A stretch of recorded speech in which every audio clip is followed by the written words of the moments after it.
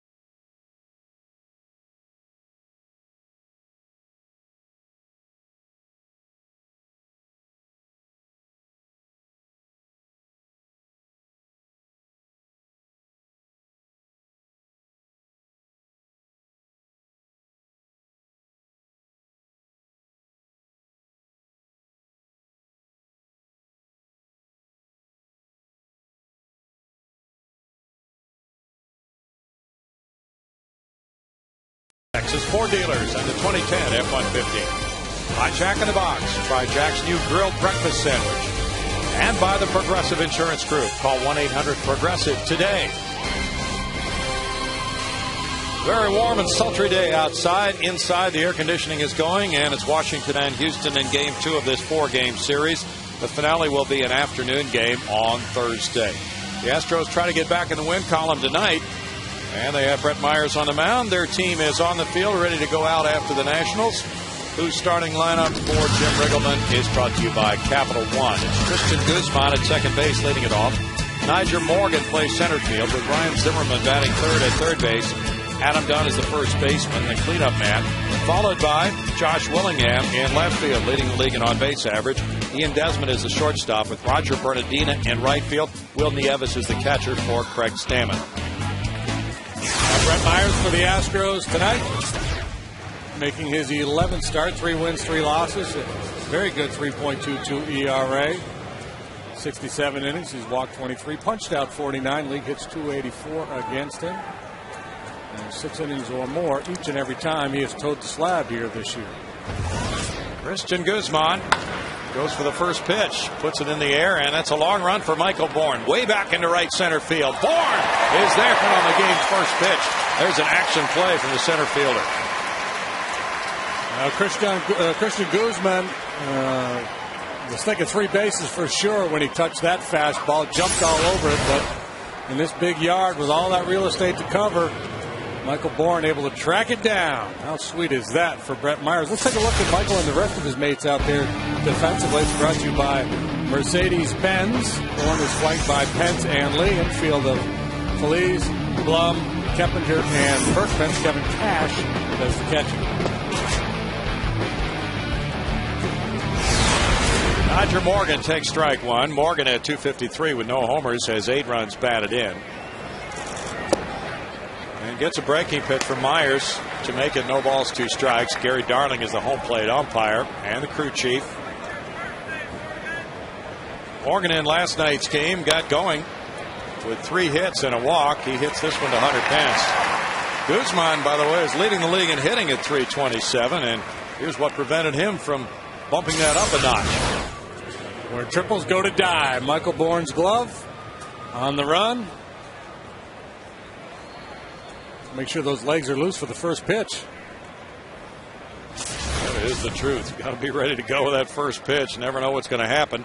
And he provided a sparkling play. Now Ryan Zimmerman with ball 1. Zimmerman, a 308 hitter with the 10th best average in the league, has 11 homers, 31 runs batted in. He's the league leader in slugging percentage. Guzman is the league leader in batting average. Willingham leads the league in on-base average. And it's 2-0, so these Nationals have some players in the limelight right now. They're 26 and 26. They're 3.5 behind the front-running Atlanta Braves.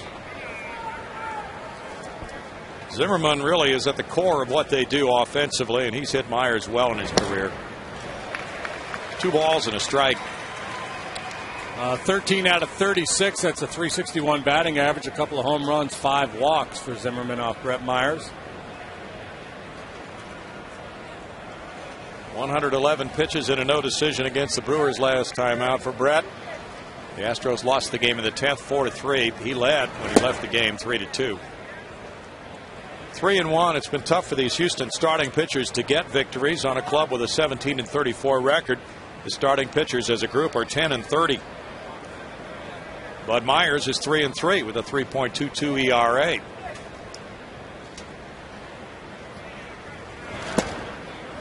And there's a 2-out walk to Zimmerman. 22nd walk of the year for Ryan, and it brings up Adam Dunn. Tonight's HD telecast is presented by your local Lincoln Mercury dealers and the 2010 MKS. Technologically breathtaking. Reach higher with the 2010 Lincoln MKS. Adam Dunn drove in 4 last night. Had 2 hits. There's strike 1 to Adam, the Houston native, with a 274 record with average, 10 homers, 27 runs batted in. I was asking him if his family would be in the stands tonight. He said, "Oh yeah, you can't miss my dad. He'll be up, standing up. He can't sit down, and he'll have a cowboy hat on. Somewhere up over the Nationals dugout, there'll be Mom and Dad." And the count is 1 ball, 1 strike to Adam Dunn. Well, if he's as big as Adam with a cowboy hat and he can't sit down, a lot of people won't be able to see. In tight, and he takes it for a strike. He can't sit on a fastball with Brett Myers out there. He throws more breaking balls than he does fastballs. Slider, curveball combination have been very good for him this year. Dunn's hit 326 homers in his major league career. 2 balls, 2 strikes. He was telling me he had a terrible month of April. He thought he drove in about 3 runs in April this year. But he's at 27 for the season now. Drove in 105 last year to rank 9th in the league. And a breaking pitch gets Myers a strikeout to win the scoreless first. A first inning which started on the game's first pitch with Michael Bourne going deep into right center to track down this Guzman drive. Nationals nothing, Astros coming up.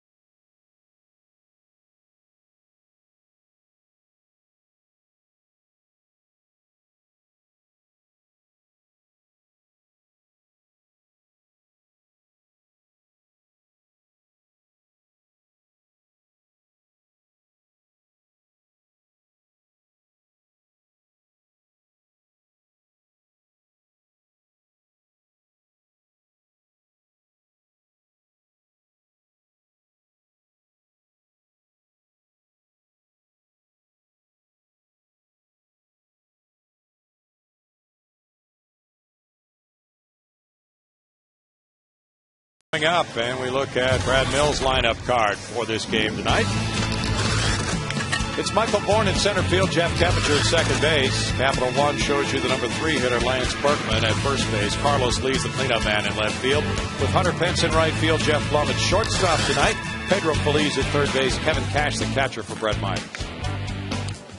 Bunch of indecisions for Craig Stammen so far this year. In 10 starts, he's 1-2 with a 5.60-something ERA.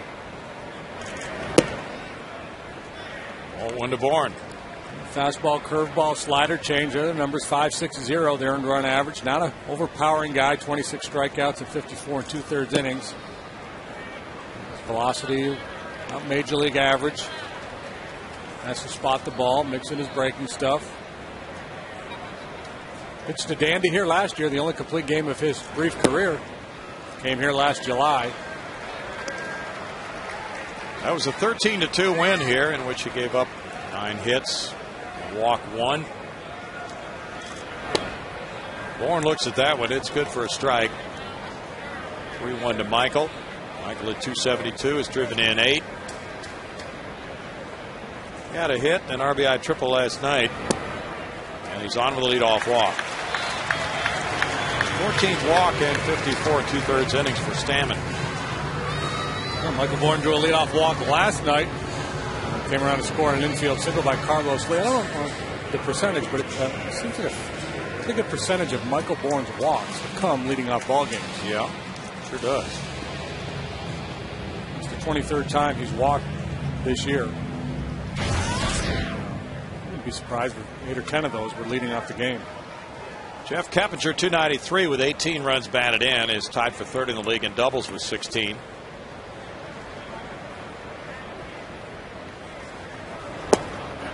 And there's strike 1. There have not been many stolen base attempts against the Nationals. Just 28 attempts and 18 successful this year. And Nieves, the catcher tonight, has thrown out 27%. About 11 of 15 trying. Stammen is not particularly quick to home plate. He hastened his delivery there, so he may have a different approach with Bourne on base. Bourne leads the league with 17 steals. Pitch out. And that was bad execution by Stammen. When a manager calls a pitch out, he wants the guy to run. He's hoping that the guy runs and he's trying to throw him out. You don't want your pitcher to unload quickly on a pitch out like he just did. Sometimes if a guy's thinking of running and use that quick slide step, he'll shut it down.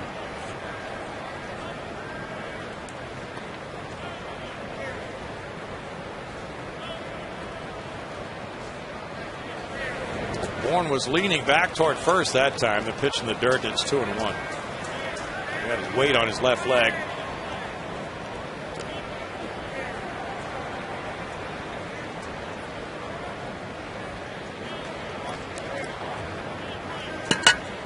Michael 17 of 23, 74% of the time.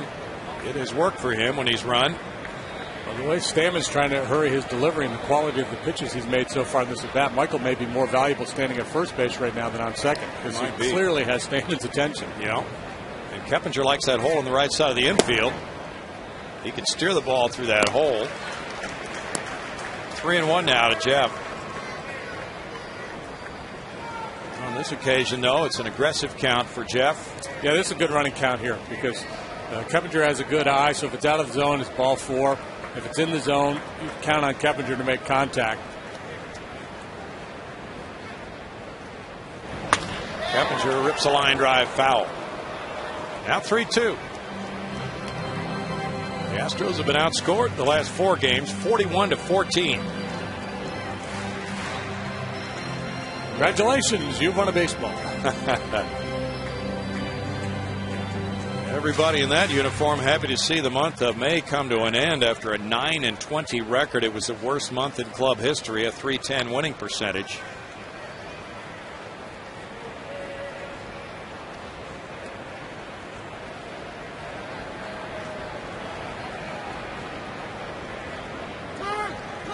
Time was called before Bourne took off. Stammen trying to hold the baseball and work on Bourne that way. And again, I think this is a situation where you want to try to make it difficult for Michael to run, but 3-2 and nobody out. Keppinger is the one that called time there. He just got tired of standing there waiting. But 3-2, nobody out. He's likely running. Keppinger's not likely to strike out. Bourne goes. It's a line drive to left center field, and Bourne continues to third base.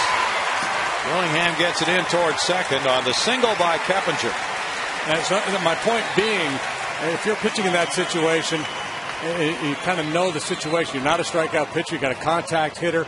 The only reason it makes sense to really try to hold Michael there as 3-2 to try to be quick is you're thinking strikeout, throw out, double play. That likely wasn't going to happen with the combination of players involved. So instead of hastening the delivery to try to worry about Michael's jump, just make a good quality pitch with a letter high fastball and pay the price. First and third, nobody out for Lance Berkman, who was out for early hitting today. Keppinger got on top of that high fastball. 227 for Berkman. Double play setup for the Nats. He fouls it away, strike 1. Lance with 5 homers, 17 runs batted in. Scouting report I saw on Stammen said he throws mostly 4-seam fastballs, which is pretty true. Doesn't have a lot of movement, but he has thrown a couple of 2-seamers already. Michael 1 or 2 just through Lance one. So he probably throws a 2-seamer to lefties, tries to run it away from them, and then mostly 4-seamers to the right-handed hitters. A little cutter, too. He'll try to throw a cutter in on a left-handed hitter. He went to the University of Dayton from Versailles, Ohio. Last year he was 4-7 with the Nats. That was his first major league season. 1-1. And all these guys in the Washington Nationals rotation fully aware of the fact that Steven Strasburg is coming up to pitch on Tuesday against the Pirates. So somebody's going to lose their spot. Yeah. And then later on, Jason Marquis will be returning from surgery on his elbow for bone chips. High drive toward the Astros bullpen, deep to right center field, and Berkman bangs one off the wall. That'll score Bourne and Keppinger. It's a 2-run double for Berkman. He had the game-winning 2-run double in the 10th Sunday at Cincinnati. Now he starts this game with a similar hit, and the Astros lead at 2-0 early. Now we were talking in the pregame that would really set up nicely for the Astros if they could get out to an early lead and make it easy for Brett Myers to be aggressive to help hold that pitch count down with a fatigued bullpen. So a great start to this one. Walk, single, 2-run double. Just misses flying out of here. A couple of feet more, and that's a long ball. Bourne and Keppinger score. Berkman has 19 runs batted in. And it's Carlos Lee coming up next with Steve McCatty at the mound.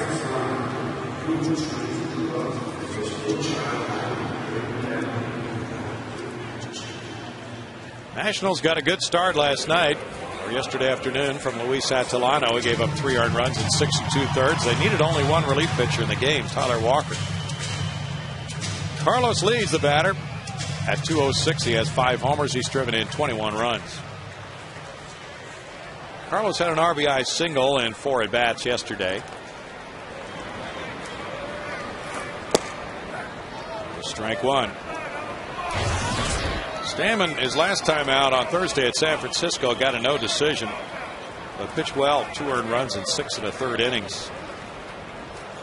He has not won in his last 7 starts now, with just 1 win, as JD mentioned, this season. 0-2 the count. Craig Stammen, 12th round pick in 05. Berkman the runner at second. See if Carlos can get a little something done here in a no-ball 2-strike count.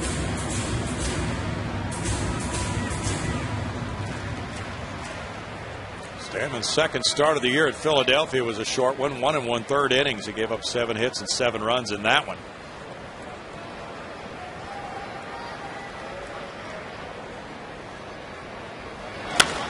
Line to left. Berkman comes to third. Dave Clark will hold him there.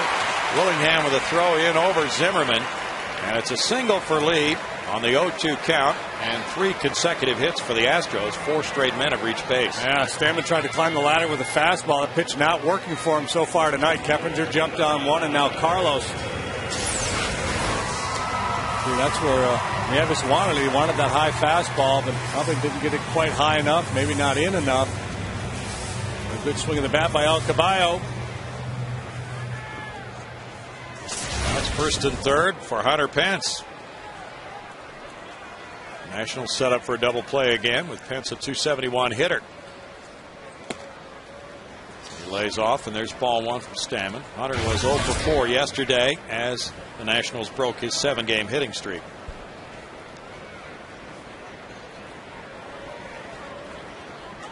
Hunter had a very good month of May, and he's now a 344 career hitter for that month. A strike evens a count of 1-1. For the last 33 games, Hunter's been a 318 hitter, choking up quite a bit on that bat. Yeah, he's strong enough. You know, some guys don't like to choke up because they feel like they lose power, but he's so strong. You go up there with a straw and inflict damage. That's hyperbole. You know what I mean? Yeah. 1-2. A little bit better bat control, choking up a couple inches. Now with 2 strikes, he slides the hands up even a little more.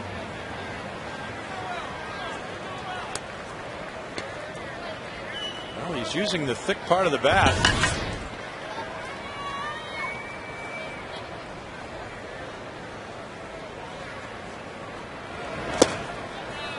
Two and 2. Well, the Astros this year, and you're well aware if you've watched any of their games, Berkman at third and Lee at first have just been in such a struggle to score runs. And pitcher after pitcher has been able to go 6 innings or more against them. They have really not been able to knock out opposing starters to any great extent at all. That goes up in that bat any further, he's going to be Felix Millan. Yeah, that takes us back a few years. Brad Mills and everybody with the Astros family saddened at the loss of Jeremy Robertson, former Astros left-handed pitcher. Died at age 33. A motorcycle accident in Exeter, California, not far from where Brad Mills lives. Jeremy had attended some of Brad's baseball camps when Brad was a minor league player. There's a walk to Hunter Pence. He's talking about keyholing. And Stammen and John with Gary Darling. There's been a couple borderline pitches in this inning that Stammen's looked in hard on. Jim Riggleman watching Stammen try to get out of bases loaded trouble now. 23 pitches into the game. With Jeff Blum batting. Blummer saying before the game he really enjoys playing shortstop again. He came up as a shortstop with the Expos. 253, no homers, 9 runs batted in, and in his career he's a 234 hitter with the bases loaded.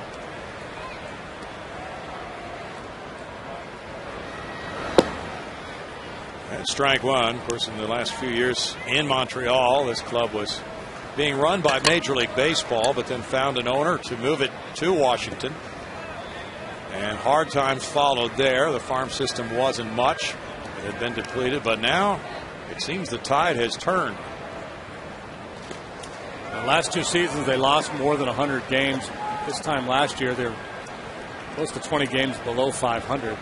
Miguel Batista. That's always a good sign for the home team when the opposition's got somebody warming up in the first inning. But Nationals, they're among a cluster of teams now at 500 in the NL East. 3.5 games behind the now first place Atlanta Braves. Yeah. And bright prospects on the horizon. Of course, Strasburg, first pick in the draft this year.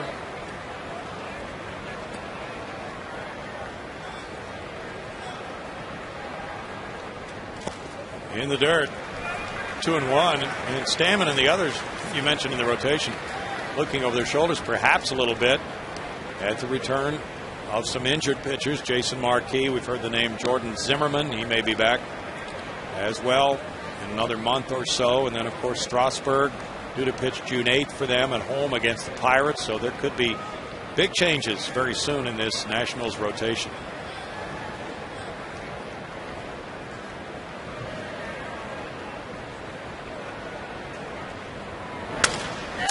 Roll to first base. Dunn looks home and takes the out at first. Berkman scores to make it 3-0. Blum getting RBI number 10 on the ground out. I think he had a play. Looked like he did. Even though he was back, he thought about it, pumped his arm, and even at that point I thought he still had a shot.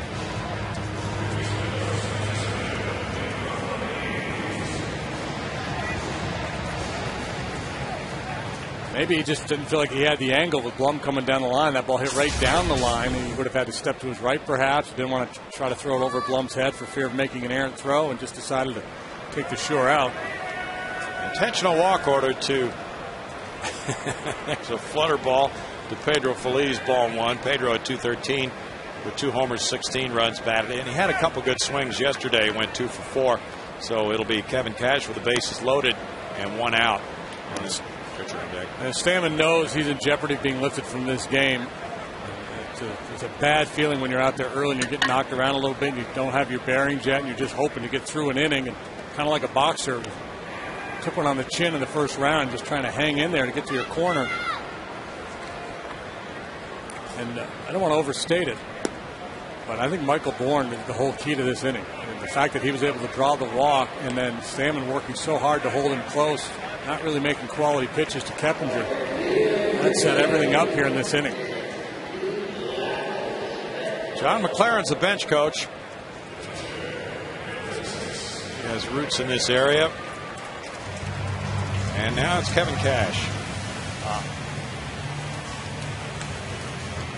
Cash has 3 hits and 27 at bats, a 111 average. Big opportunity for him to boost his RBI count of 1.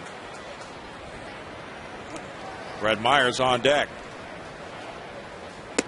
Aren't you just dying to say Cash is money? Oh, yeah.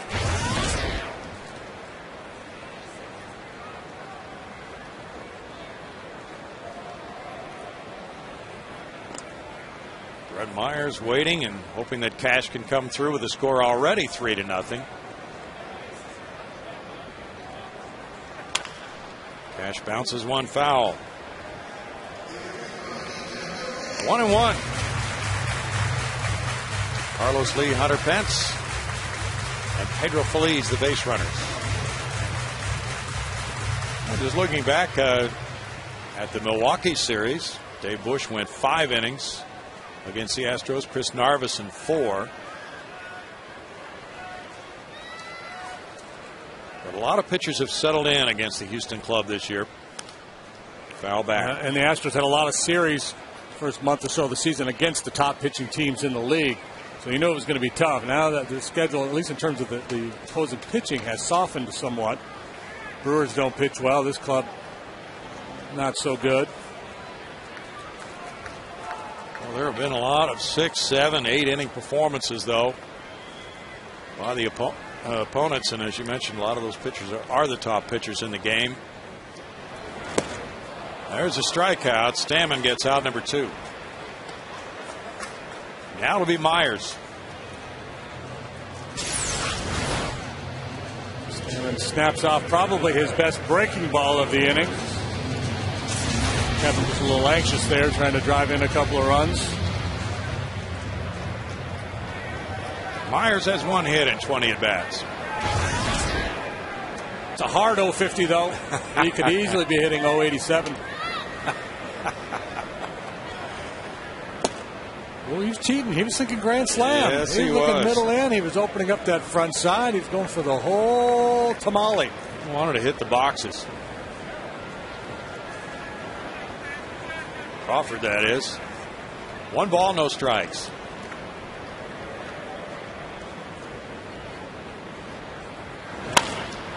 Roller out to shortstop. Fielded by Desmond, and the toss to Guzman. Ends the 3-run first. Berkman drives in 2 with a long double. Blum, a roller with the 3rd RBI of the inning, and it's 3-0 Astros.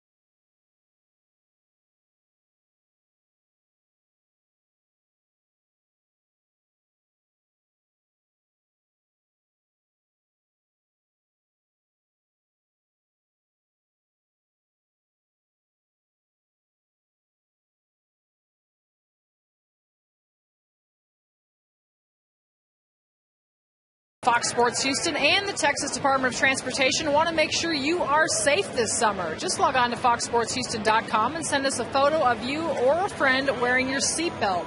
One lucky photo will be selected each week to win a prize pack from Fox Sports Houston. Text out reminds you to click it or tick it, guys. Thank you, Patty. Brett Myers has pitched quite often against this Washington team since he was with the Phillies and division rivals.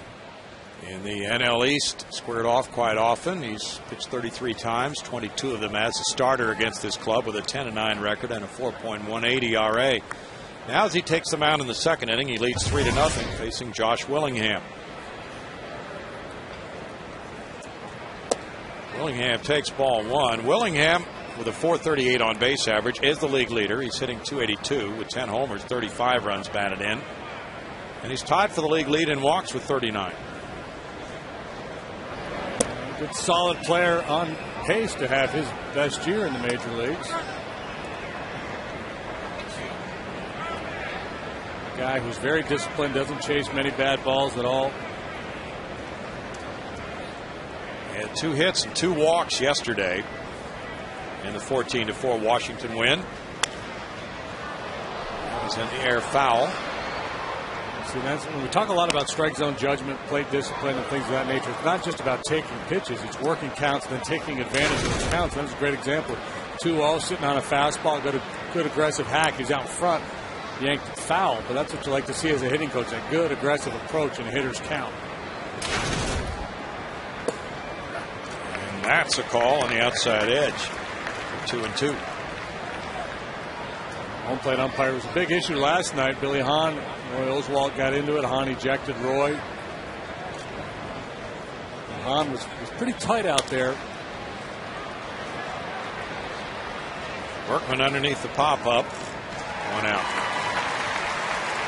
So far, Gary Darling tonight's been hard to peg. Sometimes that borderline pitch goes the hitter's way, sometimes the pitcher's way. That's a tough job back there calling balls and strikes. And there's a report out now that that Hahn is I don't know if he's going to be disciplined or just spoken to.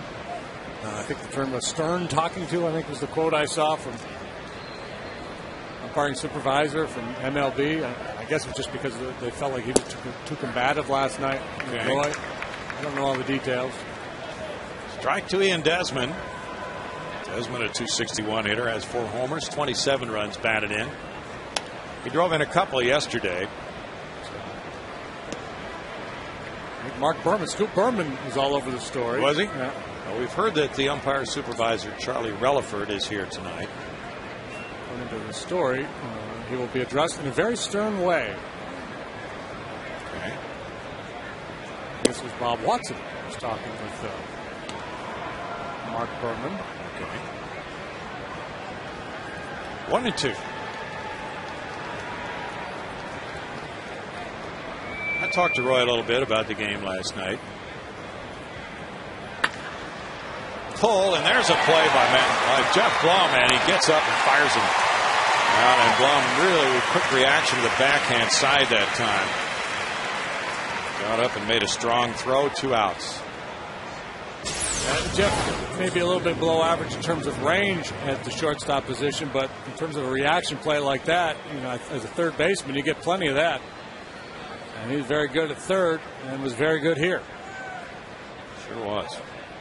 The arm always strong and true. That ball really laced.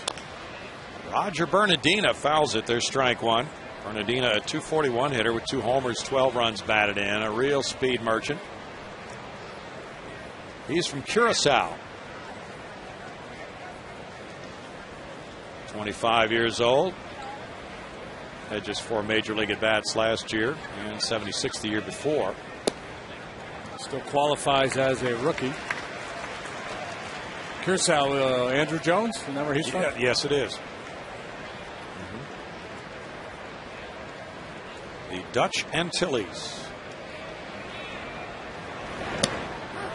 There is strike 3. Myers has a 1-2-3 second inning, gets a second strikeout to maintain a 3-0 lead.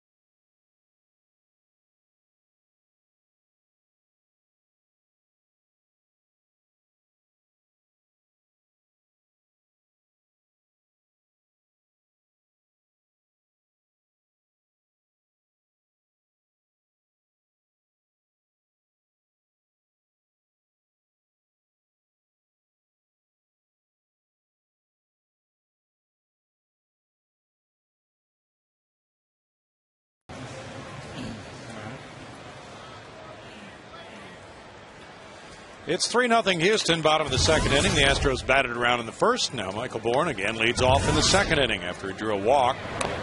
And bunts this time, foul for strike 1. Cardinals and Reds have played one. It's been eventful. Each club scoring 3 times in the first.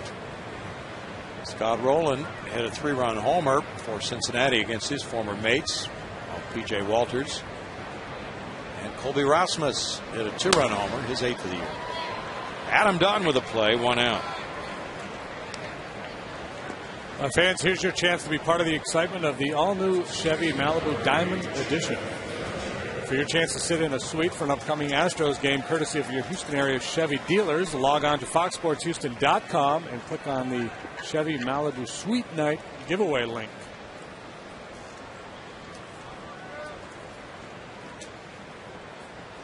Jeff Keppinger lined a single to left center field and came around to score in the first. This ground ball backhanded. Ryan Zimmerman off balance throw, and it's offline. It's an acrobatic play by Zimmerman, but Keppinger winds up with his second hit of the night. Yeah, I had a oh my about 2/3 of the way out of my mouth with the glove work down here. I said, wow, that was just slick. Playing even with the bag, laterally crossed to make that backhanded play, and then the throw not. If it was accurate, it would earn the entire oh my, but it was just a whoa, good try. Went from oh my to good try. It looked really good when that ball came out of his hand. Oh, he looks like a shortstop playing third. Lance Berkman with the 2-run double first time up. Got a nice result. He's a .341 career hitter against this Nationals club. This one to left field. Chases Willingham back. And just in front of the wall. 2 outs.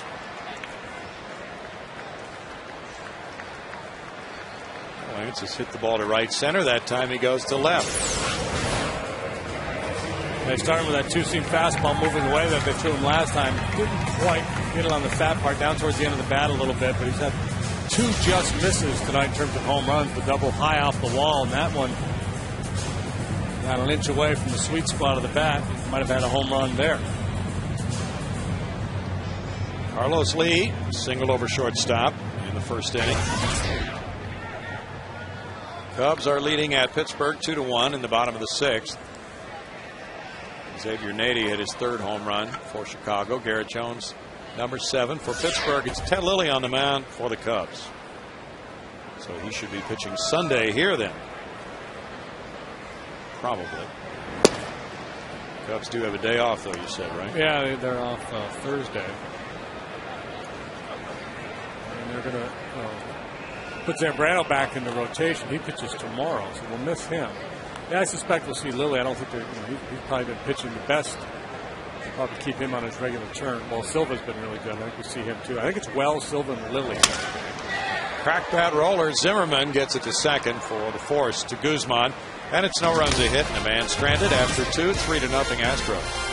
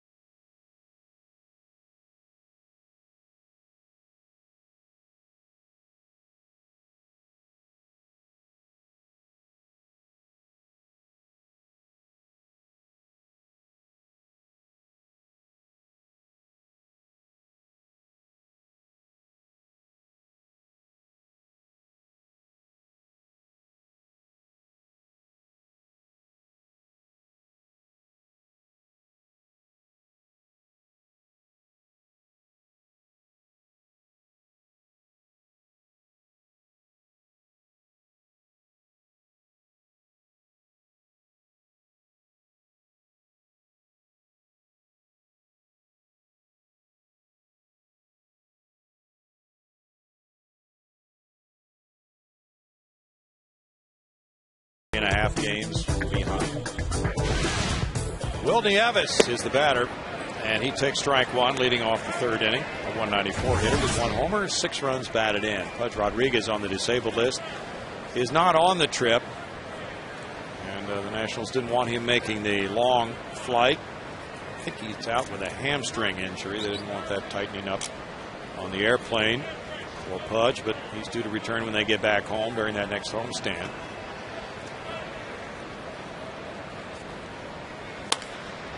Line to right field, and a hit for Nieves, the first of the night by a National.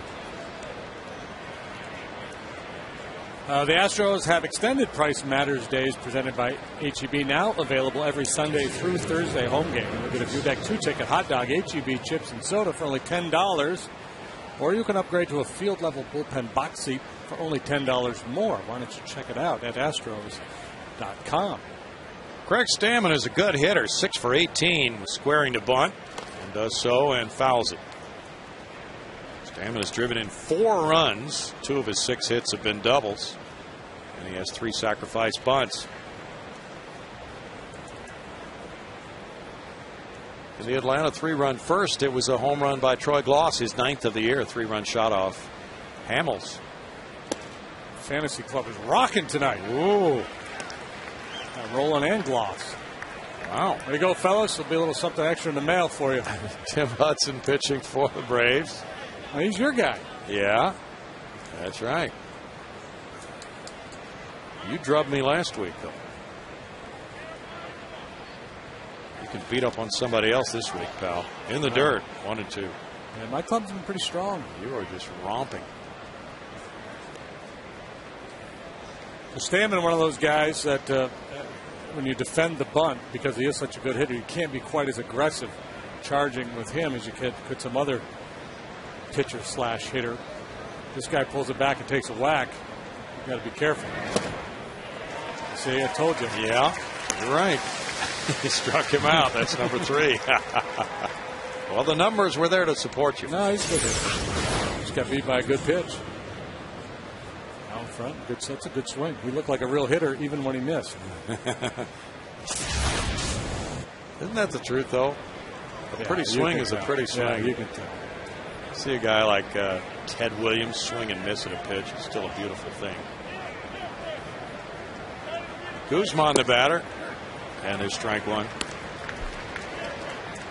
He hit the ball a long way to right center. He doesn't hit many home runs. He hasn't hit one this year.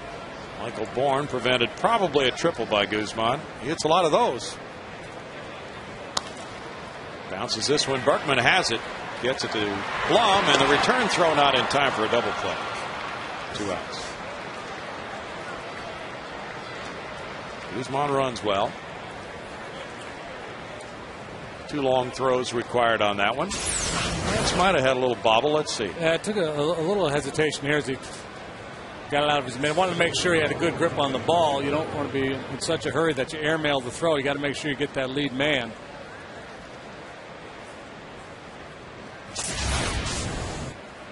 I don't know if that one might have been close enough to the bag where he could have gone to the bag first and then made the throw. Good point.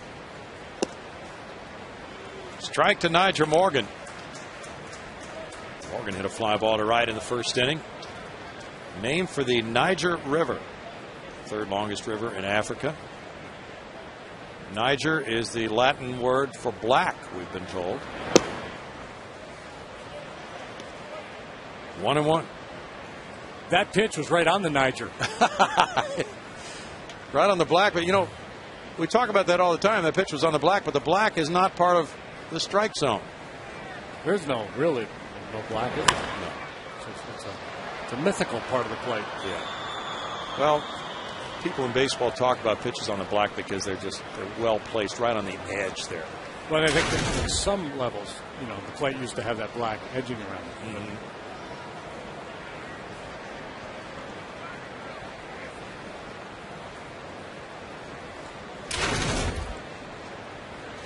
1-2 to Morgan. We're going upstairs with a heater here. You like that better than the catcher actually standing up, right? Absolutely. It's a very difficult target to throw to when the catcher stands up. It just kind of freaks you out when you look in. For me. Some guys obviously feel comfortable with it because we see catchers do it a lot. Runner goes, and it's rolled through the vacant left side. And now, here's the play at third. No, Carlos didn't make a throw there on Guzman. He continued to third. And it's first and third with 2 outs in the inning.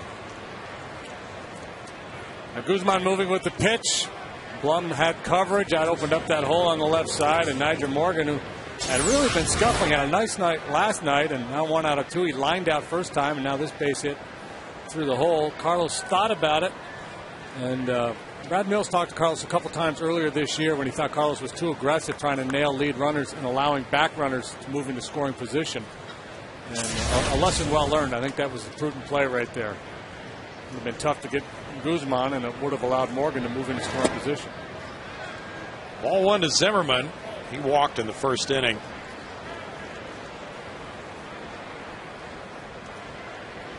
One of the top hitters in the game. I reserve the right to amend my comments if Zimmerman knocks one out of here. 2-0. What do they say in Congress? I'm not sure. They say a lot of things. Yeah, the whole when they give up the floor, but they have the right to yield to the gentleman. Okay. We'll have to start watching C-SPAN again to recapture those phrases. 2 balls and a strike. It's been something a lot of us have deserted over the last few months. Ryan Zimmerman, .361 career hitter against Brett Myers. .359 against Astros pitching, period, for his career. It's 3-1. Now, it's interesting because we talked about the history between these two, how good Zimmerman has been, and Brett Myers clearly fully aware of that fact. Very cautious with him first time, walked him, and being very cautious here, and understandably so. I'm swinging the bat to tie this game. And that's a great equalizer when you can drop that hook in there on 3-1. Isn't it though? No way a hitter can look for that pitch on 3-1 strike. You come back with it on 3-2? I think there's a lot of different ways you can go. You can come back there. You might think about fastball in. I mean, Brett, I'm guessing, will come with a breaking pitch, probably a slider. Maybe we're going to try a fastball away. There's ball 4. Zimmerman draws his second walk of the night. Now it's Adam Dunn. I think you just, if you're Brett and Kevin Cash there, the decision is, do we want to throw him a strike or do we want to try to get him to chase? And I think his mindset was, I'm going to throw a fastball and I'm going to try to absolutely paint that outside corner. And if I miss, I'm going to miss off the plate and hope he goes after it. The problem is, now you got to deal with King Kong here with the bases loaded. Yes. And he takes ball 1 in tight. He struck out in the first inning. A steady diet of breaking balls in for Adam Dunn from Brett Myers. That's another good one. 1 and 2 swung over the top of that sharp breaker. This is why he would prefer working to Dunn compared to Zimmerman. He's absolutely owned Adam Dunn.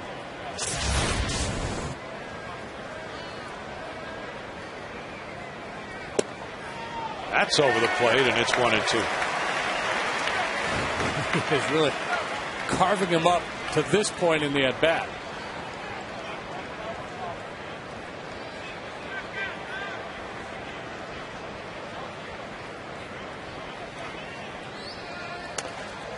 Dunn rolls over on the curveball. Still a 1 and 2 count on the Houston native. I reserve the right to revise and extend my remarks. Oh, that's it. Without objection, so ordered. Okay. Thanks, John.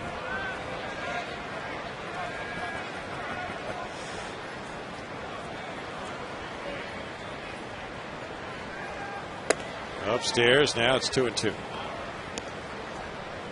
So he's worked him in with breaking balls, in with fastballs. Doesn't want to let the big guy get those tree trunk arms extended.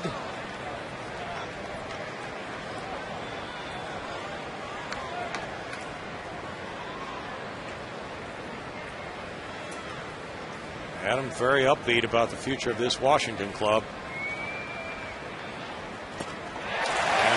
gets a swing and a miss. And a strikeout with the bases loaded. Cash steps on home plate. We remember Jeremy Robertson, a 15-game winner with the Astros in 2003. Really enjoyable young man. Passed away of a motorcycle accident.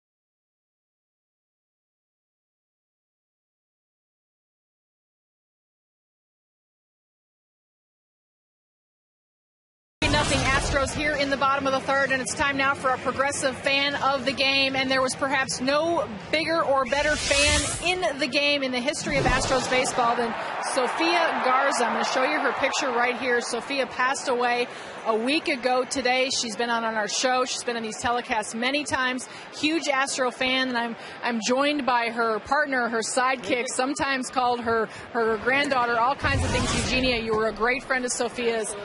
We are so sorry to hear about her passing, but I know that there was a great Astro turnout at her memorial service as well. Absolutely, it was wonderful.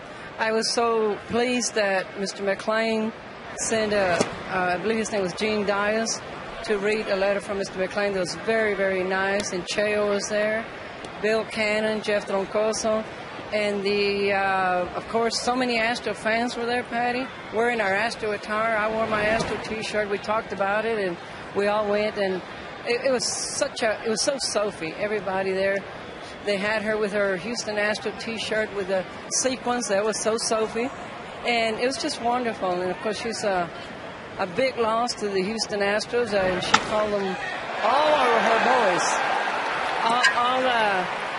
The Houston Astros were all her sons, but Cheo was the #1 son. And Cheo, I'm so glad that he went. He was so special to her.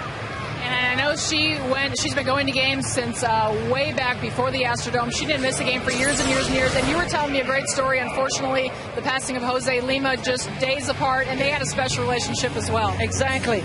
She and Lima had this thing since Sophie and I were both short, and Lima was so fan-friendly, and he didn't see us, and she'd start screaming, Lima, Lima, Limon, and he'd jump, Sofia, Sofia, Sofia. And I thought, wow. Heaven will never be the same. Those two up there, Sofia spotted Lima and started screaming, Lima, Lima, Limon. And I can just see him going, Sofia, Sofia. I thought, wow, what a great moment.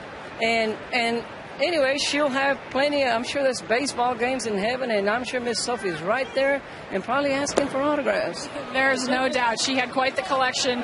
She was a great fan. She'll be greatly missed, and she is our progressive fan of the game. In her honor, we make you the progressive fan of the game. And Sophia, we know you're watching up there. We miss you, guys. Thank you, Patty. Nice tribute to Sophia. Great fan. Hunter Pence singled off the leg of Craig Stammen, and Jeff Blum has no 1 count. He grounded out, but got an RBI on the grounder, first time up. I hope there's baseball in heaven, but I'm not sure because I heard there's no umpires there. Oh, no. That's an old joke. Sophia, she rarely missed a ball game. She had to drive a pretty good distance, too.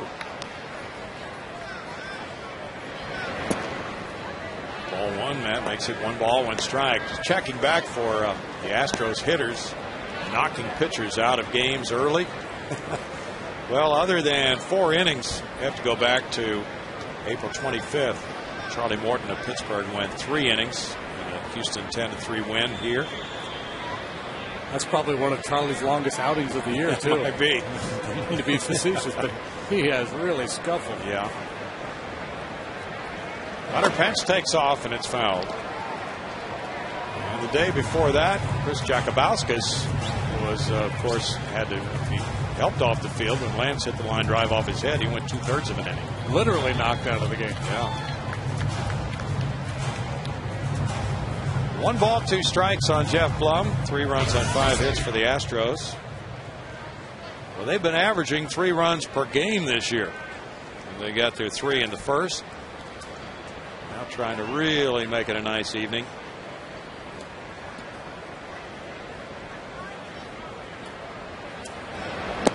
Our pitch tracker is brought to you by Jexa Energy. I've been saying Jexa all along, but it's Jexa. Who knew? So my apologies to the good folks over there at Jexa Energy. Baltimore and the Yankees are tied 1-1 after 6 at Yankee Stadium. Corey Patterson hit his 3rd home run for the Orioles. Curtis Granderson is back. He hit number 3 for the Yankees.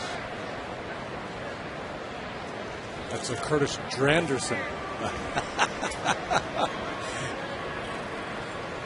the Astros will be in Yankee Stadium in a couple of weeks. That's right. This weekend the Cubs are here. Then we embark on a 3-city road trip. Colorado, New York Yankees, Kansas City Royals. Anxious to see the new ballpark. Very much so. 3-2. Talk about working the bottom of the zone. He's wearing out the bottom line of Fox Tracks. 3-2 now. Thinking time to get him to roll over on a little sinking fastball, get a double play. Now, we're going to be willing to elevate a little bit to find the strike zone. Pence is going. It's hit behind him into right field. Pence continues on to third base. Bernardino with a throw. Good arm, but it didn't get there in time, and it's 1st and 3rd. Nobody out. The Astros have been creating that 1st and 3rd no-out situation. And Miguel Batista was up in the 1st inning when the Astros had Stammen on the ropes. Wouldn't be surprised to see him get back up. Good swing here by Blum, and exactly what we were talking about. Stammen had to elevate. 3-2, had to throw one in the strike zone. Pence on the move. It was 1st to 3rd. Good strong throw here.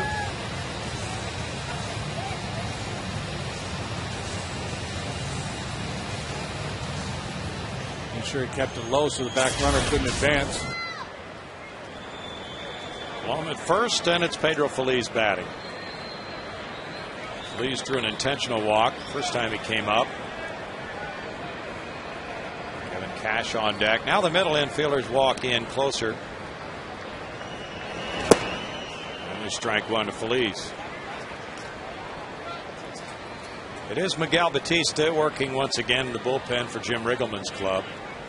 Yeah, I think if the Astros were at a different spot of their batting order, middle infielders would just play double play depth and concede a run. But down here at the bottom of the order,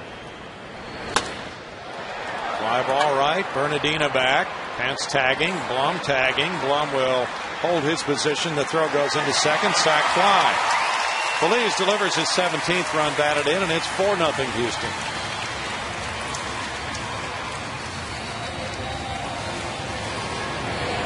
The point I was going to make is that you can pull your infield in, be a little more aggressive when the other team is hitting down at the bottom of their order, because if the guy knocks one through the draw and in the infield, you still feel pretty good about getting out at the bottom of the order coming up. Feliz renders out a moot point with the sac fly. Kevin Cash struck out in the 1st inning. That was out number 2 of that inning with the bases loaded. Strike to Kevin. Casey Daigle has joined the Astros. He's in the bullpen tonight. He comes up from Round Rock. He's pitched each of the last 2 nights for Round Rock and have been pitching well. replaces Chris Sampson, who's on the disabled list with bursitis in his right shoulder. He got an injection today. And whenever he's ready and feels that he can resume a throwing program, he will do that.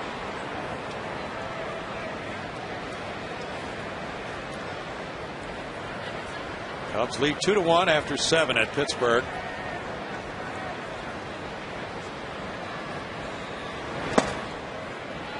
One and one. Myers is on deck with the Astros leading here 4-0.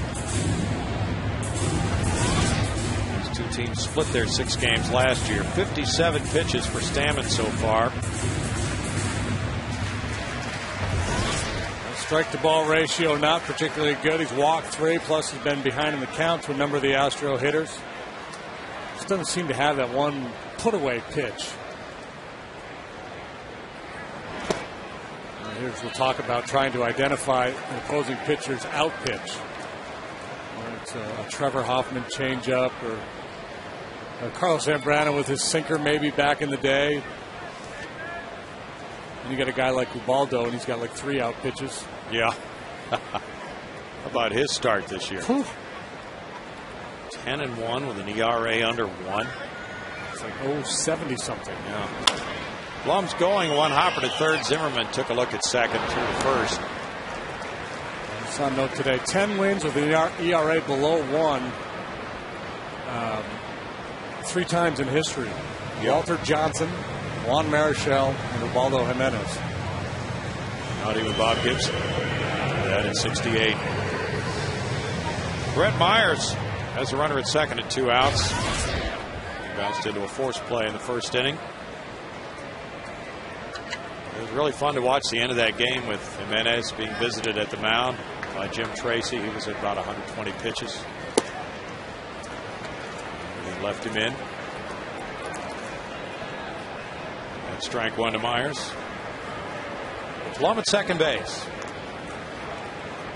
Same thing on Monday with Felipe Paulino. Visited by Brad Mills. Wanted to look in his eyes and see what he had left. He went the 8 shutout innings against Cincinnati. 0-2. And there have been dominant pitching performances to the extent that Guzman of the Nationals leads the league with only a .327 batting average here on the 1st of June. It's pretty low. Jim Riggleman's rotation does not have the strikeout artists. It will in a few days. That's for sure. The big fella, Steven Strasburg, will make one more start on Thursday at AAA Syracuse, and then he's headed for Washington, D.C. and a matchup on June 8th with the Pittsburgh Pirates. Myers strikes out, and that ends the 3rd inning with 1 run scoring on 2 hits and a man left. It's 4-0 Houston after 3.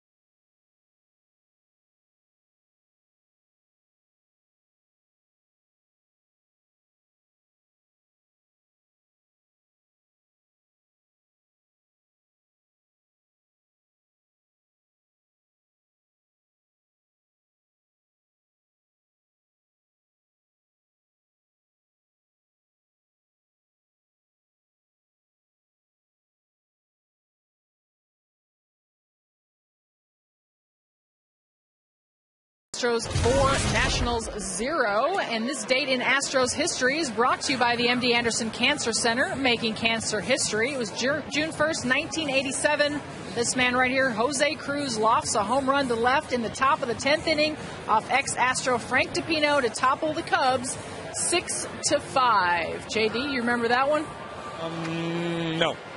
Okay, thought you might. You were there. I think you were there. I was there. I would have been there.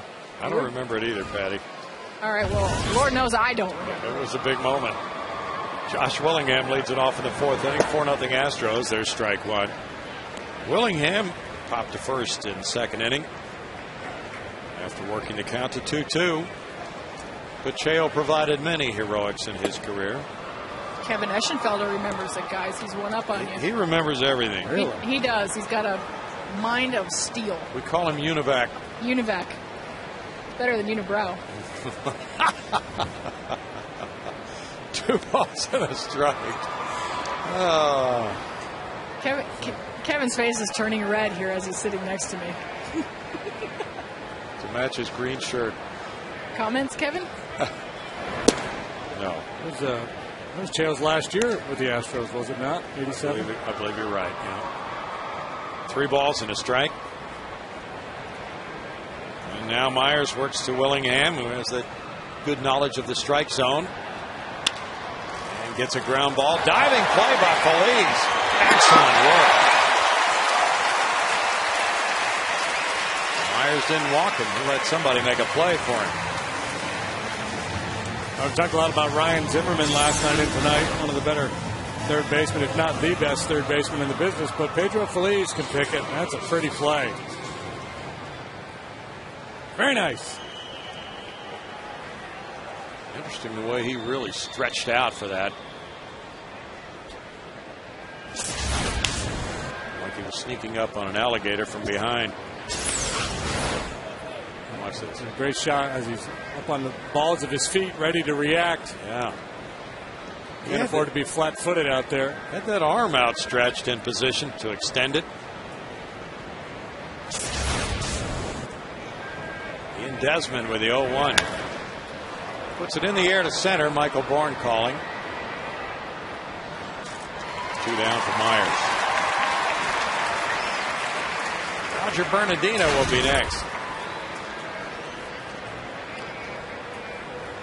Roy Oswald last night said he was mad at himself for throwing that pitch outside when he was ejected from the game. He was not addressing the umpire, Bill Hahn. And strike one to Bernardino. So it makes you wonder, well, can a player vent a little bit in the field and talk to himself? Well, he had done a number of things prior to that I could understand would be upsetting to the umpire. His body language and the way he reacted to a lot of those borderline calls, I could understand an umpire taking umbrage with. But I think the better way for the umpire to handle it would have been to go out to talk to Roy before it became a volatile situation. And he should walk out there. Hey, look, Roy, I know you're not happy with me. I think those balls are off the plate. You can't be shrugging your shoulders and smirking every time you think I miss one. Let's go to work from there. That would have been the way to handle it. Strike 3 at strikeout number 5. Myers, and it's 4-0 Astros.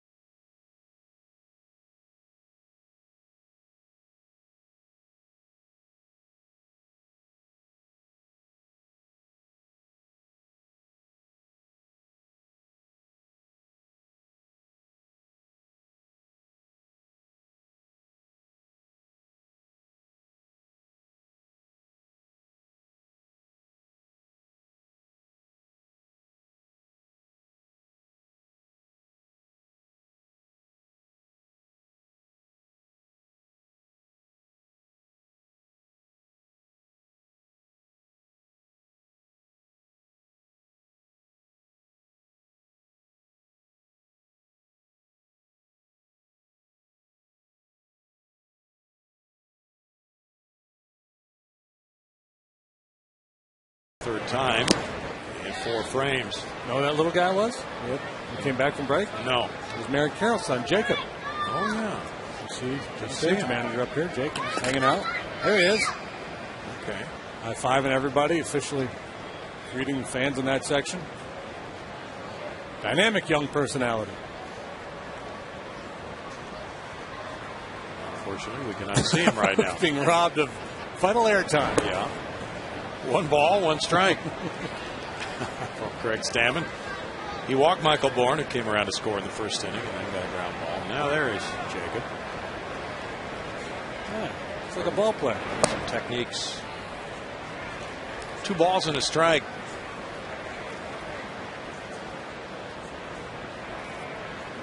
Keppinger's on deck. Berkman to follow. The shortstop makes a play. Desmond. 1 out. Hey, baseball fans, Chevy's a proud sponsor of youth baseball programs throughout the state of Texas. If you would like to learn more about Chevy's commitment to youth league baseball programs, visit www.chevytexasbaseball.com. Greg Lucas had a point when we were talking about Roy Oswalt. He said he was talking to himself last night rather than the umpire. Greg? Well, you may remember, some fans might, back in 2008 in Baltimore, Doug Brocail, who was known to mutter and yell on the mound, many times to himself, sometimes not, was actually ejected by Ed Hickox until Humberto Quintero and Brocail convinced him that, no, he was yelling at himself. And after the game, I ran into Hickox in the elevator, and I asked him about that. He says, oh, no, I didn't throw him out. I was just pointing for him to get back out on the mound. Well, that's not what the pitcher and the catcher told me. They told me that he had thrown him out. They convinced him that Doug always gets mad like that, and he gets mad at himself. And he did not have to leave the game. Well, credit to Ed Hickox for hearing that appeal. Whether it was really true or not. Yeah. Keppinger with a fly ball to center to Niger Morgan. Takes care of out number 2. Jeff's 2 for 3 tonight. Lance Berkman drove him in, as well as Michael Bourne, with that 2-run double in the first inning. And Lance hit a fly ball to the warning track area and left field in the second.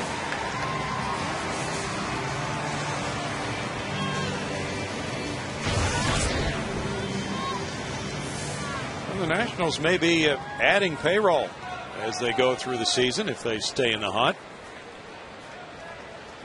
They're at 500 right now, 3.5 games back. They're going to be getting an attendance boost. Yep. Well, when Roy Oswalt came out with the trade request, a lot of folks thought about the Nationals as a possible destination for the Wizards. I believe they said they were interested. There was one story about that. 1 ball, 1 strike.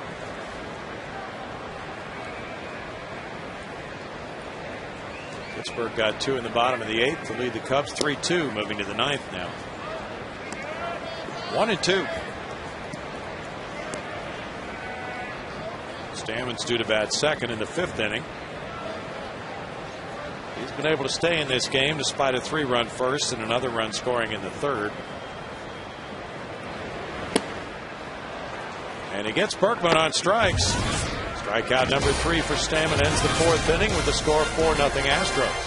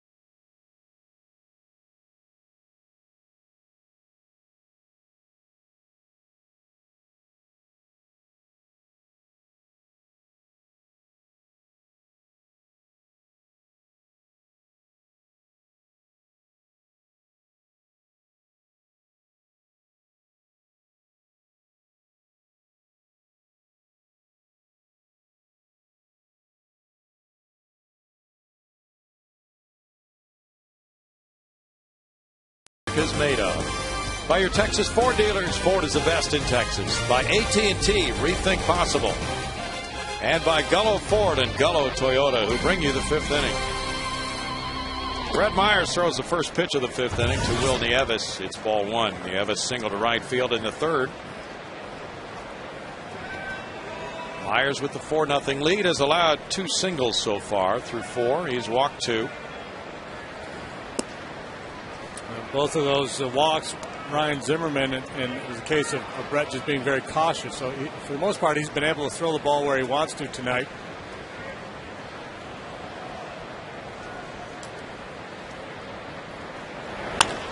Nieves lines one foul. Fans have brought their gloves tonight to that area of the ballpark. Hey, there's a good play.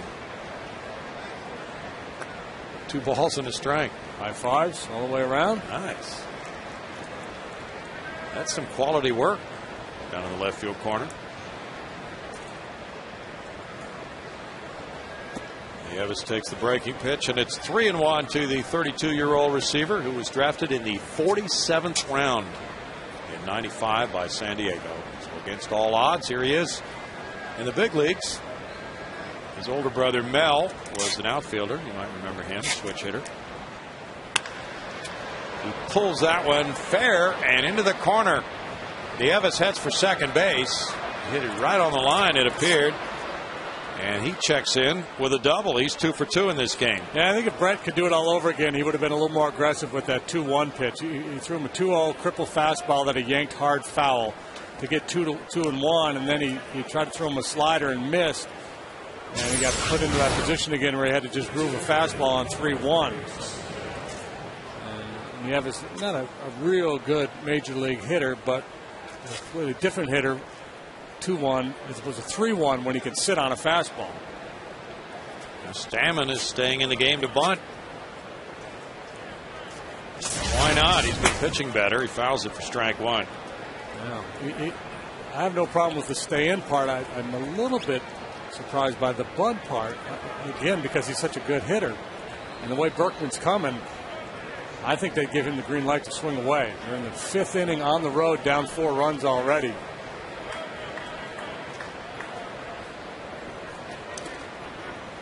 Fouls that one. He's clearly a little bit wigged out by the way Berkman's coming down the line at him, and he's not making a real solid effort with the bunt. Pat Listash is giving him signs. Pat lives in this area.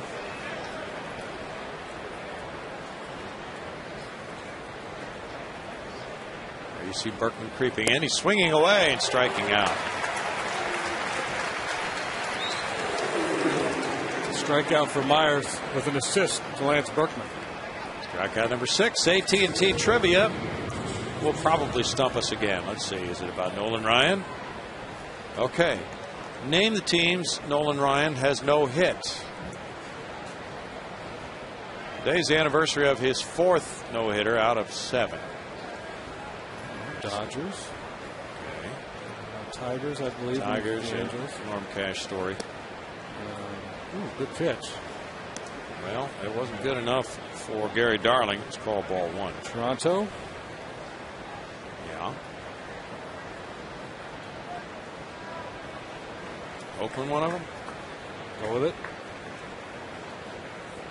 Okay.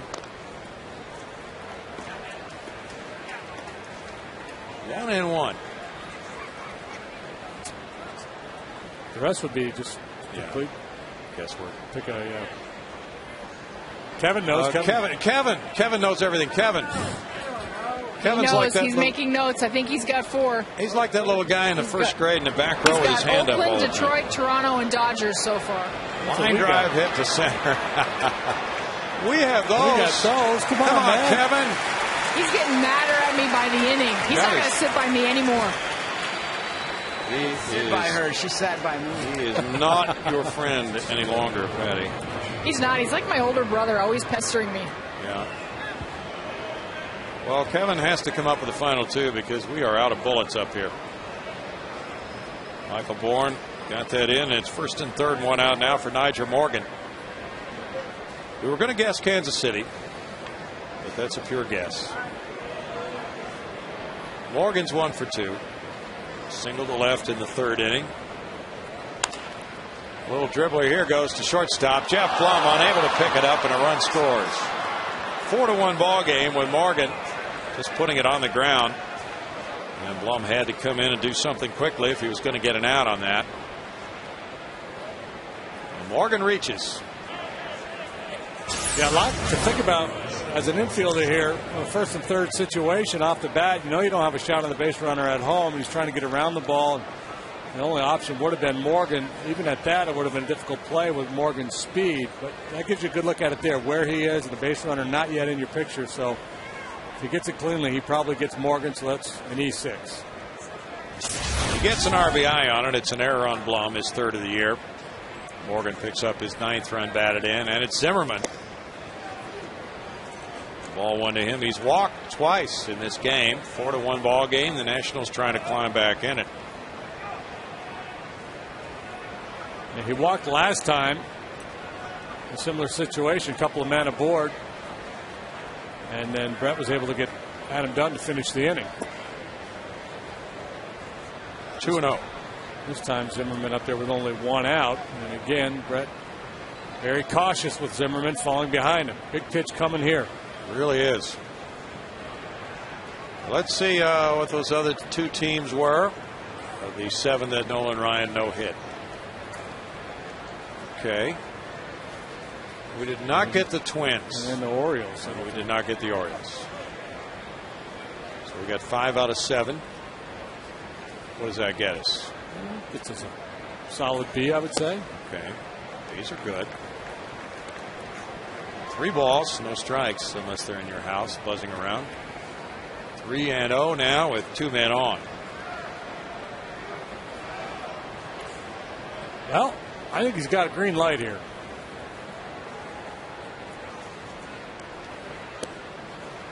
And another walk. Brett Myers thought he had a green light too, and was willing to try to pick away at a corner. Now here's the big issue. Can he get Adam Dunn out for the 3rd time? Yeah.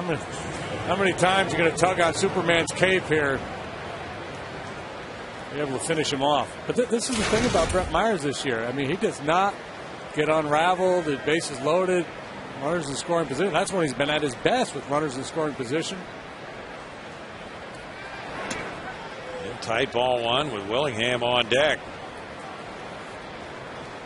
Even though the Nationals, 3, 4, 5 hitters, apparently, from what we've been heard, have not all gotten hot at the same time this year. They present a pretty good threat for most pitchers right now.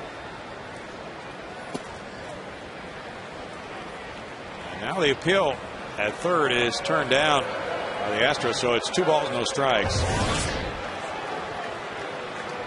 Bill Hahn with a call. 80 pitches for Myers now.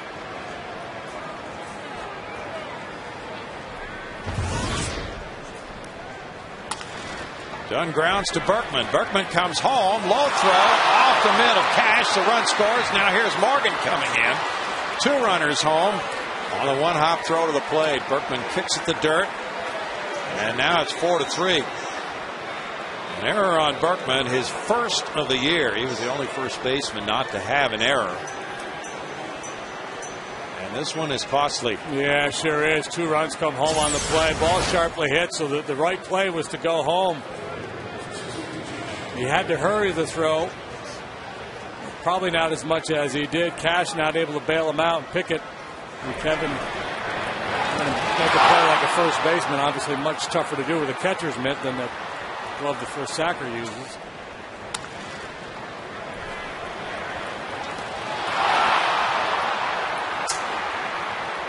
That's a 1-run game. Runners at 1st and 3rd, 1 out, and it's ball 1. Berkman was the only National League first baseman who did not have an error until a moment ago. And there's no RBI for Dunn. What amounted to a 2-base error, with Morgan also scoring from second. This drive is centered. Michael Bourne should tie it. It's going to be a 4-4 game.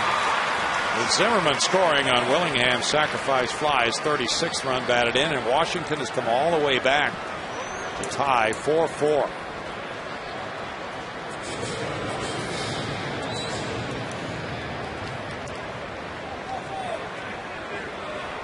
The Nationals showing plenty of fight. And they got some help along the way. Now it's Desmond. Desmond is 0 for 2. Strike one to him. You know, usually teams playing a club like the Astros, who are 17 and 34, will tell themselves that once we get them down, we've won it. 0-2, especially in a game like this. Collective thought on the Nationals bench might be, if we can just get the lead, we've got these guys now. But it's only the 5th inning.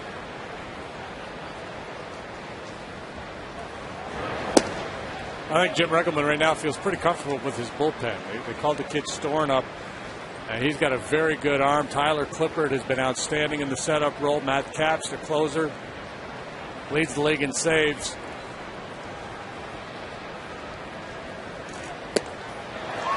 There's a strikeout of Desmond by Myers, who comes back to get number 7 of the night after a rough inning in the field for the Astros with 2 errors in the frame, and is 4-4.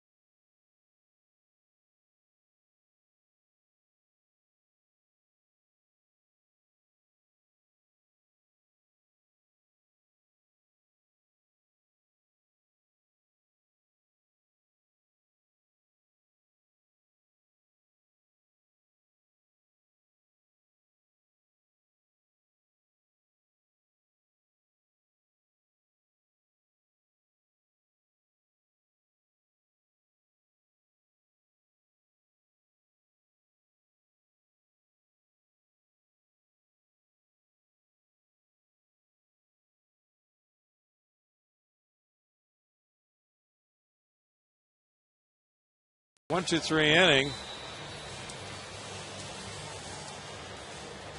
Got the fielding error. Got the Blue Star play. Foul ball and 3-2 count. I've almost got the G.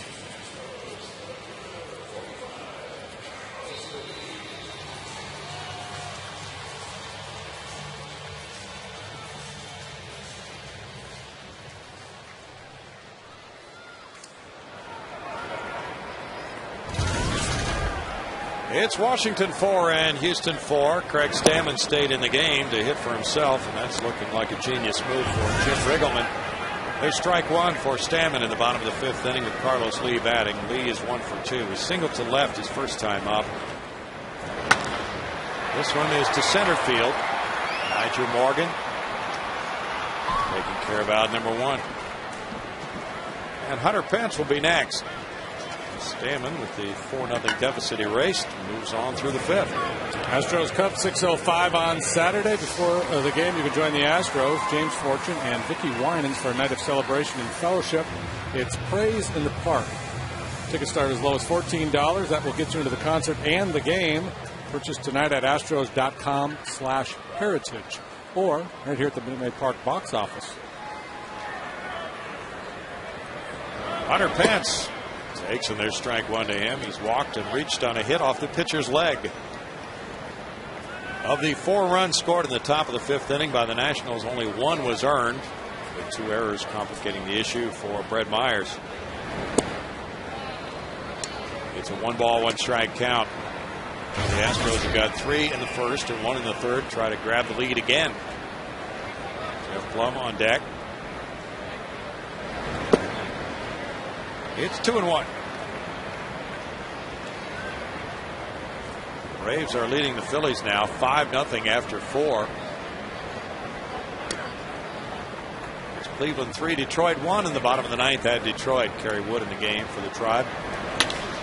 Line to left, headed for the corner, and Hunter Pence has whacked one for a go-ahead homer. A line drive shot for number 9 of the year for the club leader.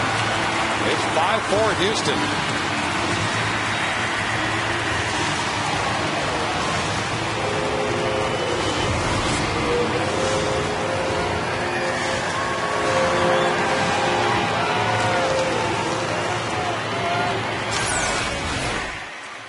Talked about Hunter choking up on the bat earlier.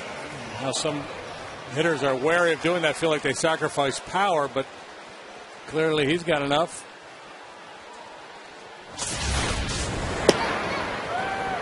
Strike to Jeff Blum. There's a good view of it.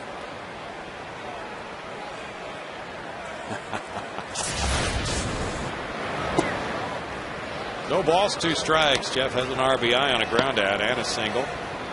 Go ahead home run for Hunter. Gets the Astros back in front after they gave up all 4 runs of their lead. And it's 1-2. Astros are dead last in the league in homers. That was their 27th, and of those, Hunter has 1/3 of them. They're happy he did.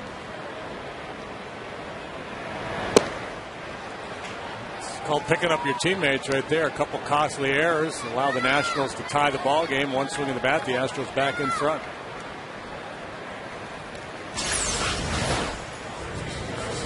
Stammen, his thinking is just the opposite. Boys came back, tied the game for me, and just like that, I gave up the lead or fell behind again. He didn't have to get out of his seat to get that ball. How about that? Pedro Feliz smacks a line drive into left. Drew Storen is up in the bullpen for the Nationals as Feliz takes care of hit number 7 for the Astros, number 8 rather. Good solid line drive single for Pedro. Sac fly last time up. He's starting to have some better at bats. Yes, he is. There's Storen, high draft choice last year. Accelerated his trip through the minors to reach the major leagues this year. Kevin Cash was strike 1, has struck out and bounced out. Saw Bobby Heck, the Astros director of scouting,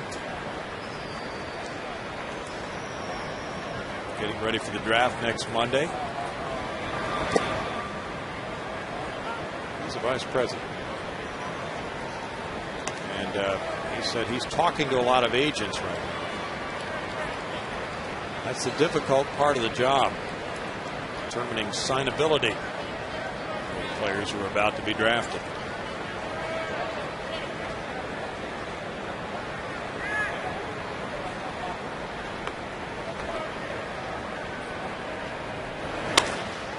Liner over shortstop into left center. Cash is aboard. Feliz to second base.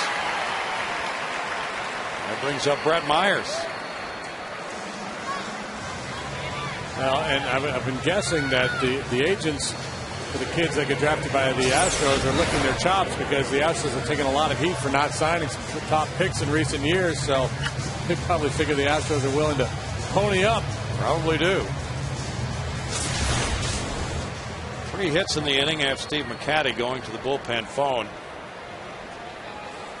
That's 9 hits for the Astros in the game, and Myers is looking for one himself. He's 0 for 2. Bourne on deck.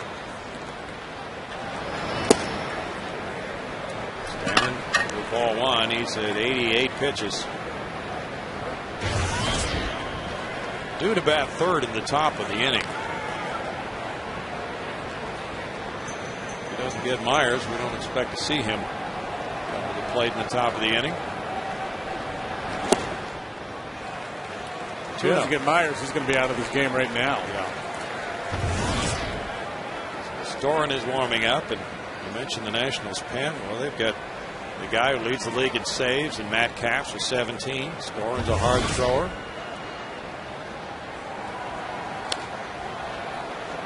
It's 2 balls and a strike. They've got a guy with 7 wins in Clippard. Jim Riggleman has some firepower he can bring in. Jimmy Lett's the bullpen coach.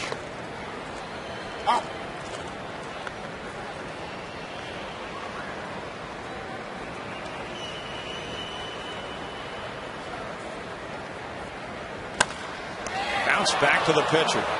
Stammen tosses to Dunn. That ends the 5th inning, but the Hunter Pence homer gives the Astros a 5-4 lead after 5.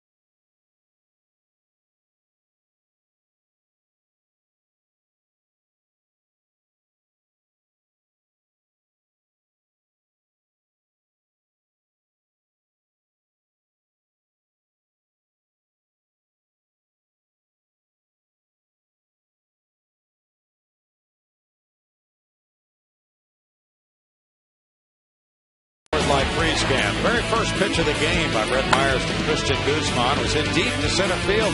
Shagged by Michael Bourne on the run. The Coors Light freeze cam brought to you by the Frost Brewed Coors Light. That was a scoreless first inning thanks to Bourne's good play. Keep Guzman off base. Shagadelic. Like a triple right out of the chute. Now it's 5-4. Myers has the lead back and faces Roger Bernardino. Showing bunt, taking a strike. He has looked at called third strikes both times in this game.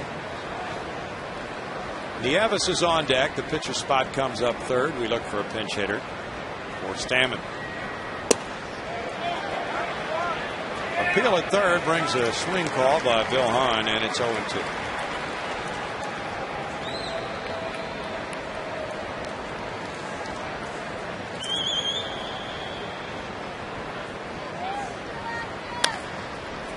Grounded to Jeff Plum's right. And Speedy Bernardino really gets up the line. 1 out. Yeah, he looks pretty funky in the batter's box. He's had some ugly at-bats tonight, but when he puts it in play, his legs are quite a weapon. Nieves has a single and a double. If the Nationals do add to their ball club by making a trade, it probably would be for a bat in the outfield. And Pudge Rodriguez was off to a wonderful start for them as their catcher. Tap to the left side. Feliz is there. 2 outs. Rodriguez on the disabled list has a .325 average with a homer and 16 runs batted in. Nobody's come out yet to bat for the pitcher, Greg Stammen. Here he comes.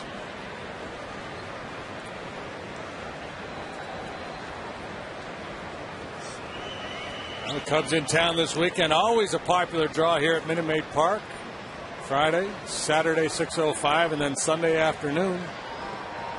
Cubs' first visit here. Why don't you check out Astros.com for tickets. And don't forget about the kids free all summer, too. That's a heck of a deal. Tremendous deal. Mike Morse comes up to pinch hit. 6'5", right-handed hitter. He's 28 years old, from Fort Lauderdale, Florida.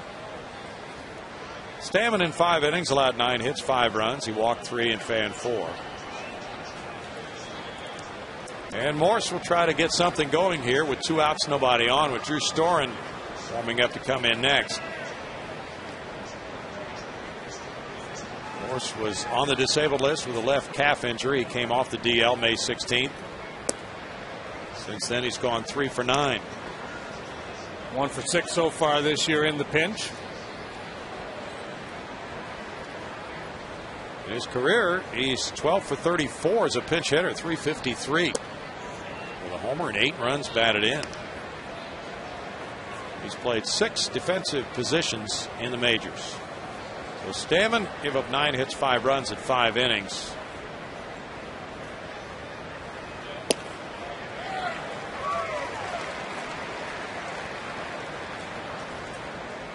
Fred Myers has thrown 94 pitches. He's at 2-1 in the count.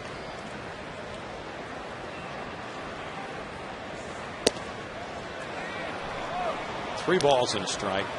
Barring an uprising here, he's going to give the Astros at least 6 innings one more time. That'll make it 11 of 11.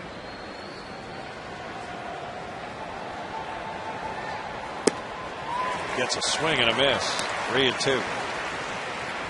Nice tight slider there.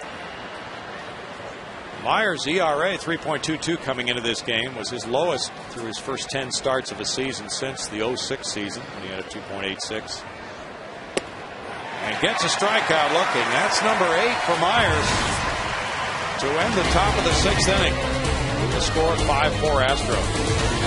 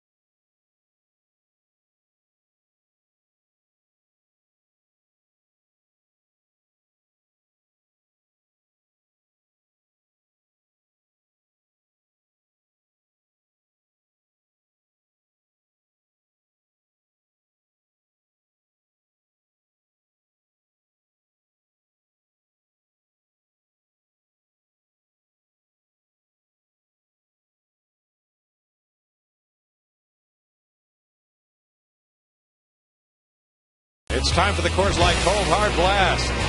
Showing you a very big play in this game. Hunter Pence ripping a line drive homer for a 5-4 Astros lead in the 5th inning. Homer number 9 of the season for Hunter. 24 runs batted in, and there's the way it looked to those folks in the Landry's Crawford boxes. Coming right after the Nationals had scored 4 runs in the top half of the inning to tie the ball game. Big, important swing of the bat there for Hunter to reclaim the lead for the Astros, because this bullpen of the Nationals is pretty good, including this young man right here. Drew Storen on our call to the bullpen, brought to you by Verizon Wireless. Facing Michael Bourne. He's a hard thrower from Stanford. And there's ball 1. Storen was the other first-round pick last year of the Nationals. He's 1-0 as a major leaguer with a 1.59 ERA.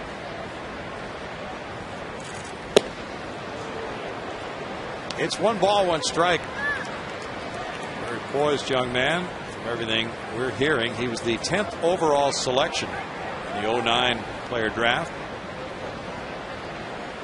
Made 13 minor league appearances before coming up here this year. Bourne to left field. And Willingham is back, and it's off the wall. Fielded by Nigel Morgan. A double for Bourne. His 10th. Michael able to turn that heater around, whack it off the wall out there in left field. Great play by Nigel Morgan coming over to provide support on McCarron. Astros with a big swing of the bat from Pence last inning, and now an opportunity to add on. Leadoff double. Got to get this run home. Looking for his first home run of the year. Almost got it.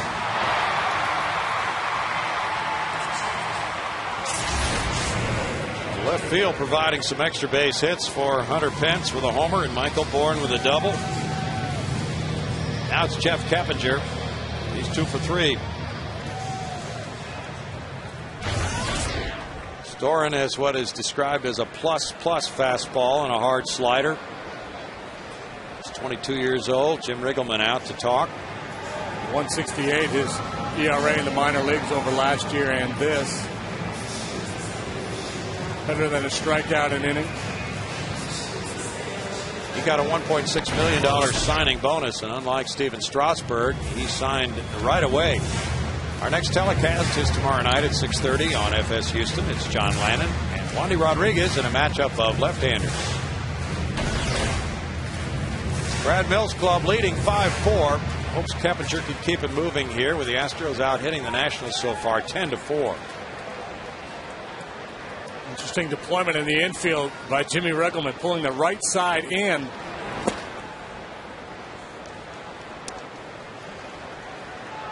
Sure is. And essentially what I think he's doing, he's forcing Jeff Keppinger to make a decision, to bunt, with the idea that if he hits the ball sharply on the ground at second base, they're going to take a shot at Michael Bourne trying to get to third. Pretty clever play. You almost never see it. Yeah. Matter of fact, you never see it. I've talked to Rich Donnelly about this last year. Donnelly, he made the point. He said, you're going to pull the infield in with a man on third in less than 2 outs. And why wouldn't you pull your right side in with a man on second and nobody out when you know the hitter's trying to push the ball to the right side to advance it?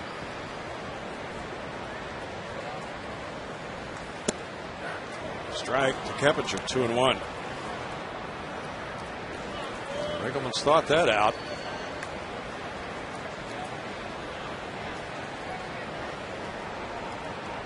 Storen with that 1.95 ERA you talked about in the minor leagues last year, had 11 saves, struck out 49 in 37 innings. Bunted.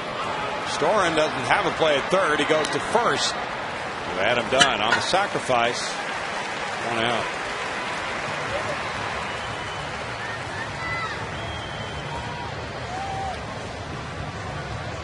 A good execution there by Keppinger. Willing to give himself up here.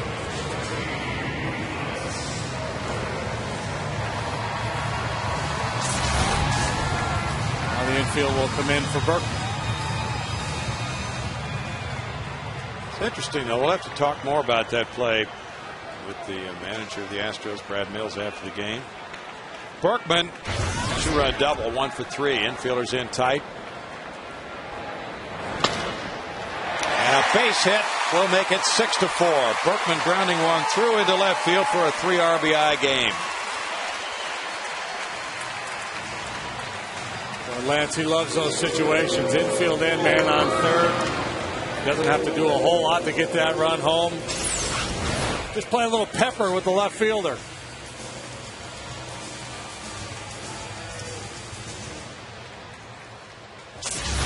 Bourne scores run number 6 of the night for the Astros, his second run.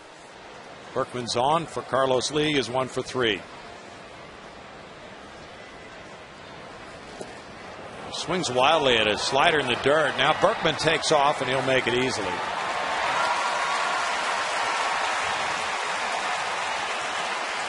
Well, that'll be a wild pitch for Storen.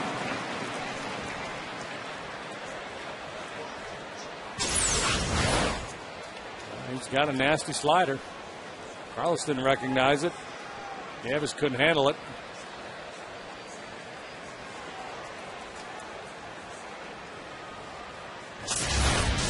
Storen went to the Arizona Fall League after the professional season last year. He pitched very well there. Hit the shortstop, Desmond. 2 outs. Got away with a hanger there. Lucky that one didn't end up on the railroad tracks.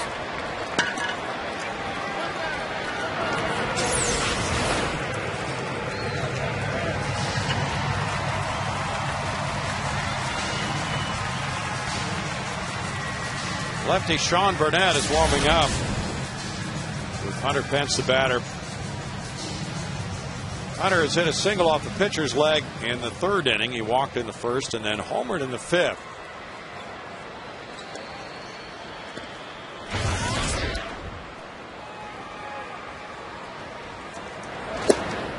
That's strike 1. The Nationals accelerating the progress of Storen. Had a portion of last season and a little bit of this before reaching the major leagues. And for Strasburg, who did not pitch at all last year professionally.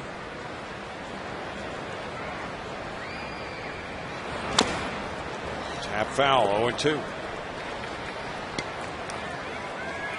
They have made quick work of accelerating Storen and Strasburg through the minor leagues. And many have questioned why they did not promote Strasburg directly to the major league roster after spring training. He was so dominant. They said all along their plan was to limit the innings on him this year.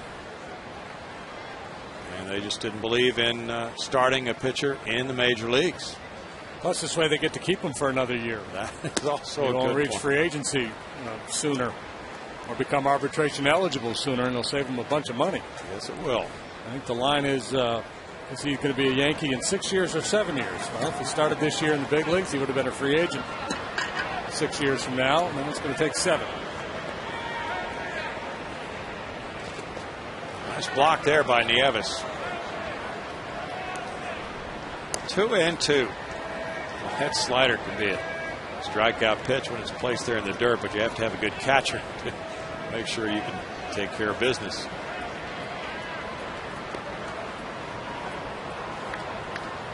Could be a strikeout and reach on a wild pitch type pitch also.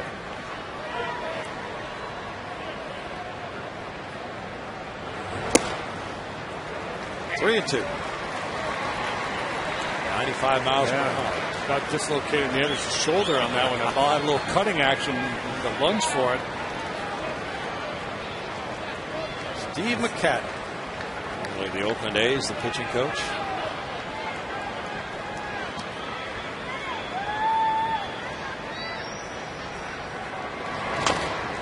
Hunter taps it foul. Of course, usually it's quicker progress through the minor leagues for a relief pitcher than a starter. That's not necessarily true. There's a Brett Myers lookalike, sort of. Quality beard right there, boy. Man, look at that thing. You clean your grill with that thing. Scrape it across the top of the Weber, and there you go. Fly ball to center field. Morgan backing for the 3rd out. And it's 1 run, 2 hits, and 1 left for the Astros. Through 6, it's 6-4 Houston.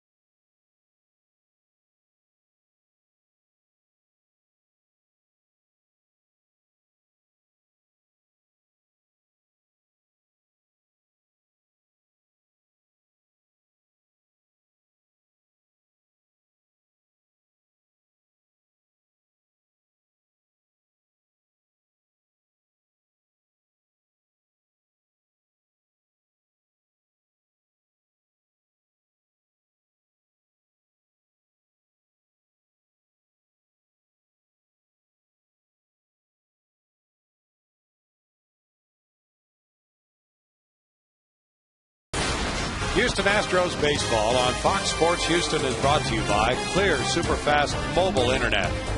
By Capital One Bank, what's in your wallet? By Chevy, proud to support youth baseball programs in your community. And by Steel, yard care solutions start at SteelDealers.com. Brett Myers gets a pop-up. Christian Guzman leading off the 7th inning. It goes to Jeff Blum, and it's 1 pitch, 1 out. He may be the most impatient leadoff man I've ever seen. He's walked 6 times this year. Just a hacking. Nigel Morgan was leading off until last night. But Morgan actually has a lower on base average than Guzman. 8 strikeouts tonight for Brett Myers is a season high for him. Morgan has a hit and an RBI. Nationals have 4 hits. Of their 4 runs, only 1 has been earned. Last night, Nigel Morgan pulled off quite a clever play. A little drag, bunt, punch over the infield, base hit into shallow right.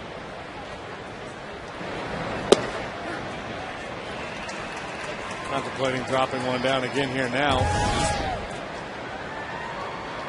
Wilton Lopez and Tim Burdack warming up with Myers at 100 pitches. He's a horse. 2-1. He got another 30 pitches in him if need be. He has been. He threw 124 against Arizona on May 5th. 122 2 starts ago against Tampa Bay here. 2-2. Roy Oswalt has offered to go to the bullpen and help out. In view of his ejection last night after 2 1/3 innings, but Brad Mills said, no, we don't think it's in his best interests or the best interests of the ball club to use him that way. Years and years ago, it's fairly typical for starters to work out of the bullpen between starts.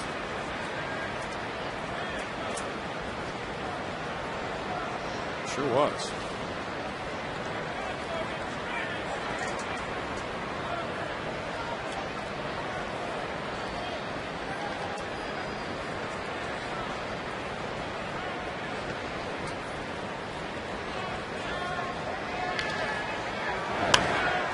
Morgan fouls the breaking pitch. Still 3-2 to Niger. Cincinnati leads at St. Louis 7-4, middle of the 6th inning. Joey Votto back in the lineup. He had a home run tonight for the Reds. Scott Rowland hit a couple.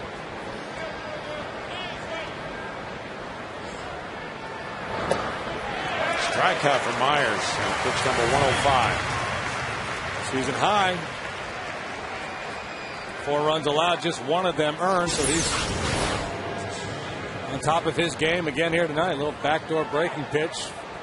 Morgan waves at it. Career high for Brad in strikeouts is 12. He's done that twice. Ryan Zimmerman has walked all 3 times. He's not going to walk this time. Strike 1.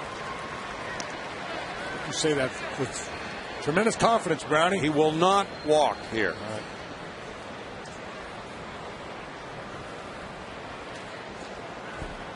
I guarantee it, JD. All right. I wouldn't bet against you, but it could happen. Not a good idea to guarantee anything in a sporting event. Myers will be kicking himself if he does walk in, but that doesn't mean it can't happen. Well, Zimmerman went for that one. It broke out a little different wrinkle. This is Zimmerman's 4th look at him, and I'm pretty sure that's the first changeup he's thrown a right-handed hitter tonight. I believe you're right. What a good location. Sold it with some nice arm speed. 25,249 the paid attendance.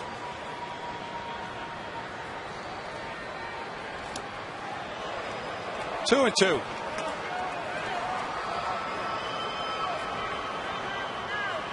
Zimmerman, with his 3 walks tonight, has drawn 24 walks this season. If he reaches, Adam Dunn comes up representing the tying run. Tim Burdack heating it up in the bullpen in case Brad Mills wants to go to a lefty, should that develop. And we would have a developing situation. We're going to talk about this 2-2 pitch right here. Yeah, this is a big one here. You know, Myers just does not want that whole thing to develop in that way. But then again, he's thrown 109 pitches. Love to have a 1-2-3 seventh and end it right here. And he gets a strikeout. That's number 10 for Myers. In the middle of the 7th inning, it's 6-4 Astros.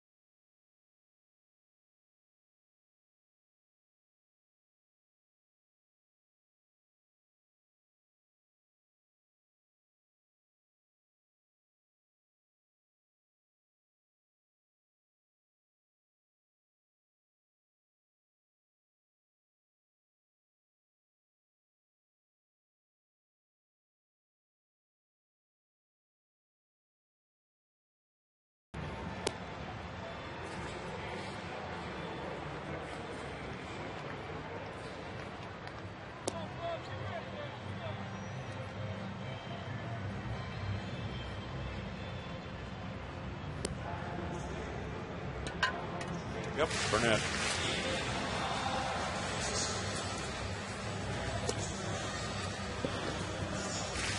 Our Energy Inside is brought to you by Centerpoint Energy, showing you the Astros with a 3-run first, 2 on a double by Lance Berkman denied. Washington had a 4-run 5th inning to tie the game 4-4. Brett Myers has a season-high 10 strikeouts. The Astros recaptured the lead on the Hunter Pence 5th inning homer, 5-4, and then added to it with a Berkman single in the 6th, making it 6-4.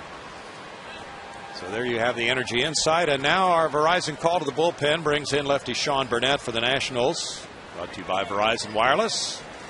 He works to Jeff Blum. He turns around to bat right-handed and takes strike 1. As you can tell, Brett Myers, his night is done. Shaking hands in the dugout, heading to the clubhouse. A job well done tonight for Myers. Here's Burnett, 0-3 with a 3.31 ERA. Former Pittsburgh Pirate, that cross-fire delivery allows him to put pretty good sink on the ball. Sean's 27. He's from Dunedin, Florida. First round pick of the Pirates in 2000.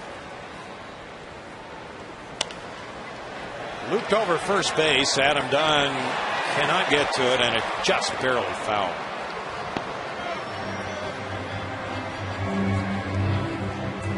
One and 2. Matter of inches here. Wow. Sure was. Adam Dunn may have blocked the view of Bruce Druckmann on that. But he got it right. Burnett had Tommy John surgery in 2004, and then more surgery the next year. Spent a couple of years in the minors. Last year he pitched 71 times. Making up for lost ground, apparently. He gets a strikeout.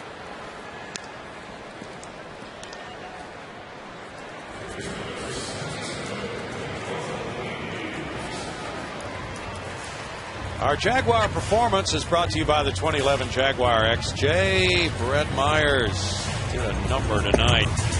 What the Astros needed, JD. Absolutely. The bullpen being taxed heavily 3 of the last 4 ball games. They needed somebody to come out here and stand tall. Myers did. 7 innings worth, 10 punch outs, 4 hits, just 1 earned run. That's quite a night. And the Astros made 2 errors in that 4-run Nationals 5th. So of the 4 runs he allowed, only 1 was earned.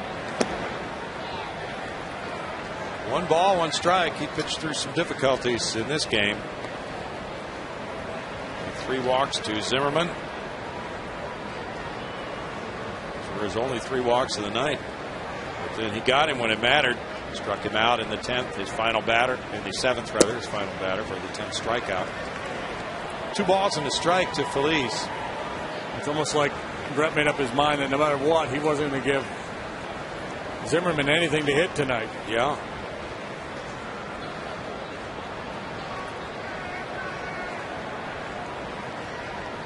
Zimmerman's just a heck of a player. Near the right field line for Medina. 2 outs.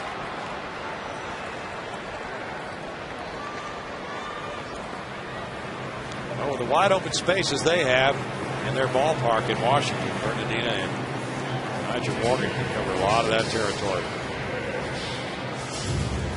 Kevin Cash singled in the 5th inning. He's 1 for 3. Drew Storen in 1 inning allowed 2 hits, 1 run with no walks, no strikeouts. Jason Michaels comes out to the on-deck circle. Pitcher spot due up next for Houston.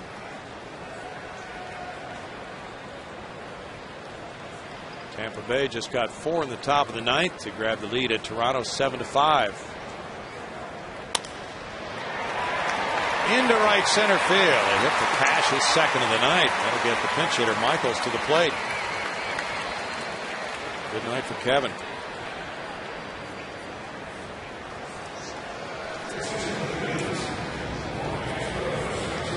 It's Michaels batting for Myers.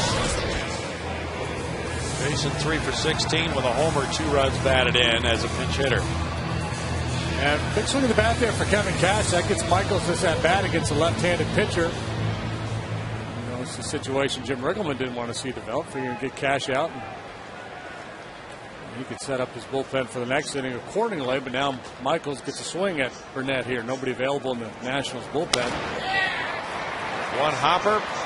Guzman flipping to Dunn, and that's the 7th with no runs a hit and a man left for the Astros, who lead it 6-4.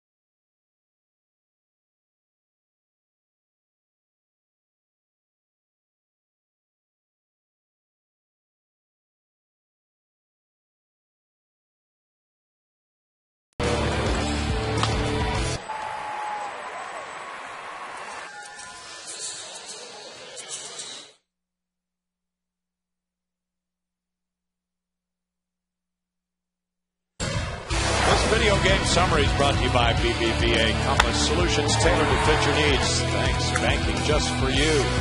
And there you have the Astros 3-run first, 2-run double Berkman, and along with an RBI. Now the Nationals come back with 4 in the 5th inning. And Hunter Pence makes it 5-4 with a 5th inning home run, his 9th of the year. Then Berkman adds to his RBI count, his 3rd of the night, a single to left. And it's 6-4 with Tommy Manzella at shortstop. And the new pitcher is Brandon Lyon. Brandon with a 4-1 record has a 3.38 ERA. He's been going along nicely of late. Picked up the win in that game in Cincinnati, the 10-inning game the other day on Sunday, the Paulino game. And he's been really good against lefties. They're hitting just .212 against him.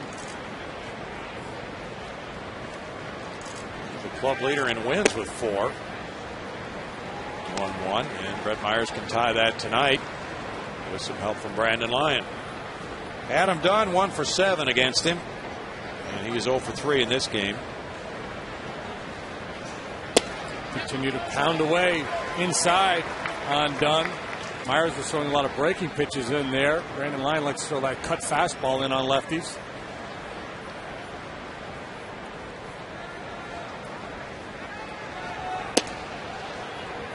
It's 2-2. Well, on Dunn, that's a really good pitch if placed in the proper spot.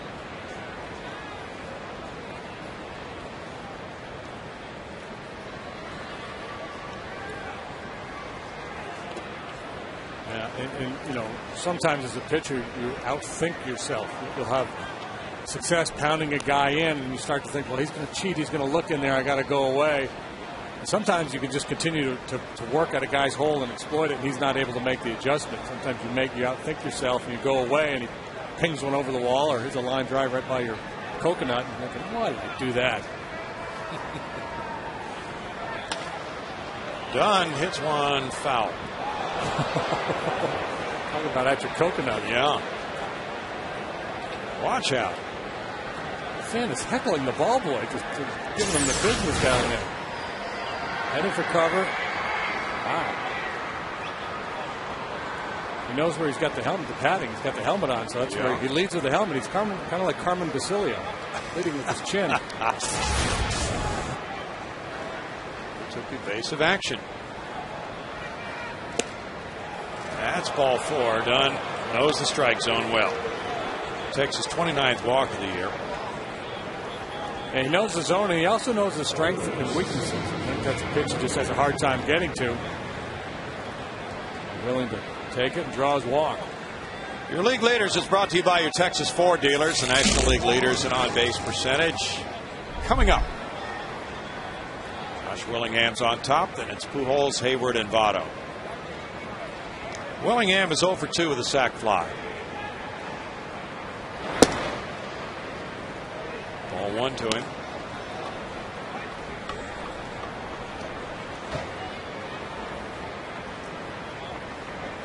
Well, with Myers going 7, that really helps the bullpen in a major way tonight. Because Lyon and Lindstrom are pretty well rested.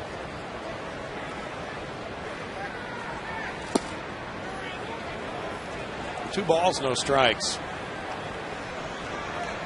Lyon pitched Sunday and got the win in the 10-inning 2-0 game in Cincinnati. Came in when it was scoreless in the 9th inning. Last night, Chacin, Fulcino, Sampson, Burdak, and Lopez all worked in relief. Lyon and Lindstrom both collaborated on that Sunday 2-0 win. So Brad Mills can win this ball game by using Myers, Lyon, and Lindstrom. That will be achieving the plan. Big pitch coming here. Yes, it was. It was something Willingham liked very much. 2-1. There's Willingham again showing good patience, getting into a hitter's count, and then getting a good aggressive hack. Didn't quite get the head out on that 2-0 fastball. Sometimes as a pitcher, you just kind of put yourself in a box. You fall behind a guy, you can't afford to walk him. You have to throw it in there and hope for the best. Popped up. Keppinger has the angle on it. 1 out. That's a big out because Willingham's been hot. Driven in 36 runs this year. And now Desmond comes up. Yeah, you know, he's kind of the last guy in that line of potent bats. Not to say that these other guys can't inflict a little damage, but, you know, Zimmerman, Dunn, Willingham, they're the home run hitters on that ball club. And once you get past Willingham, you kind of turn the corner here in their lineup. Desmond is 0 for 3.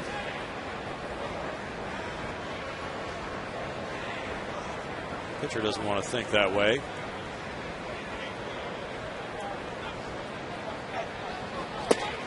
But you kind of do think that way, don't you? Yeah, you're not out of the woods. You know, you got to keep making quality pitches, but you know, just certain hitters you got to be very careful with, and other hitters you feel like you can be more aggressive with.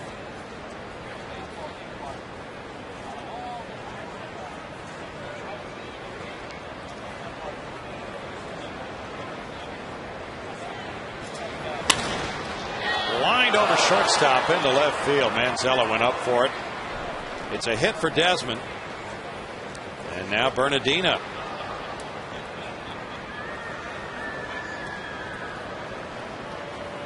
Bernardina has struck out twice looking, grounded out to shortstop. You got a happy birthday greeting tonight, Brownie. Oh, center field camera. Rick Stogsdale, 49 That's years right. of age today. Uncle Rick. There he is. Happy birthday, Rick. Jersey Village Falcons. Right there. He'll make the trip out 290 after the game tonight. Got to get him a W.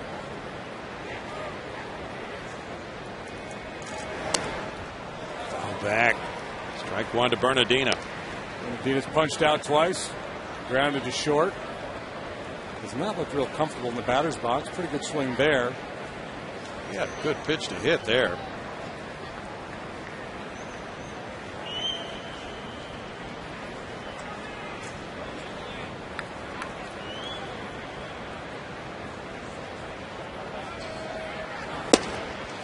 In tight, and it's 1-1. Lions really gotten off to a nice start. He had that physical issue in spring training with the cyst in his shoulder area. That had to be dealt with, so he was behind the other pitchers, but he's been a big contributor in a lot of the victories.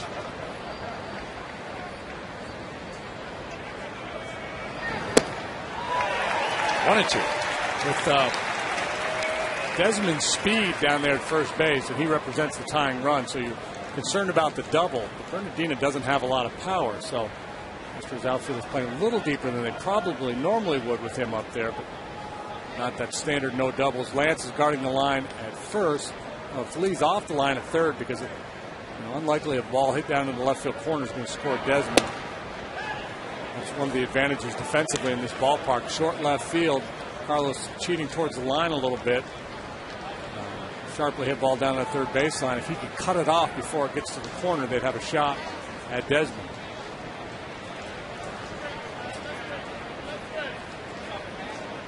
Two to Desmond, to Bernardina rather.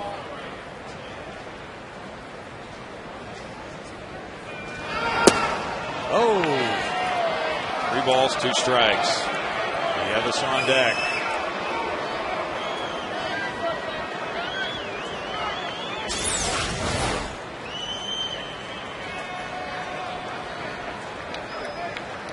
Just a tad low. Yes, it was.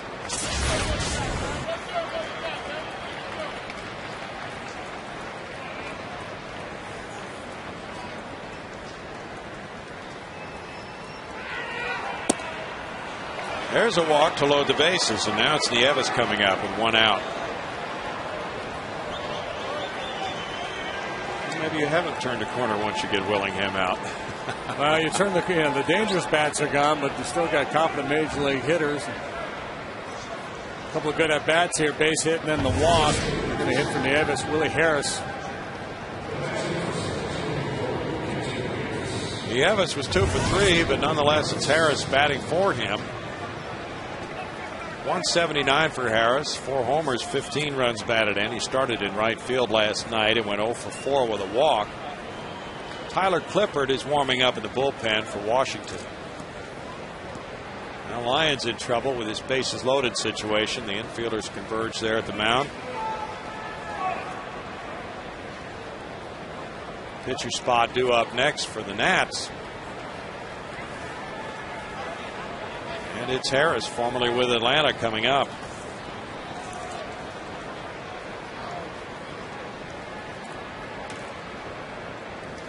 Harris has 15 hits, 15 runs batted in this year.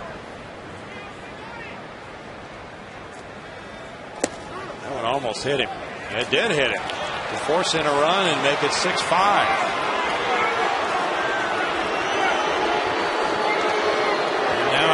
pinch hitter comes up for the Nationals.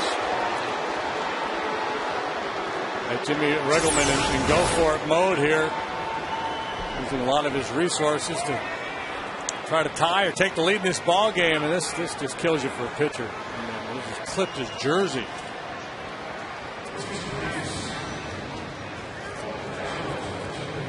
Adam Kennedy will be the pinch hitter for the pitcher, Burnett. Burnett in one inning allowed 1 hit, no runs. He had no walks, 1 strikeout. There's the runner at first in this 1-run game now. Kennedy had 250 with 2 homers. He's driven in 15. He's had 128 at-bats this year as a pinch hitter. He's 2 for 6 with an RBI. Infield stays back, playing for double play.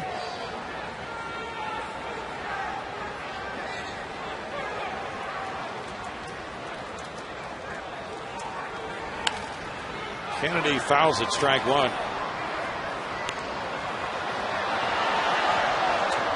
Kennedy, former Cardinal. He's a first-round pick in '97. Then he was traded to Anaheim. The Jim Edmonds deal, went back to St. Louis. He's 4 for 9 against Lyon. The Nationals were bidding to sign Orlando Hudson as a free agent. And Hudson signed with Minnesota, so they moved on and signed Kennedy.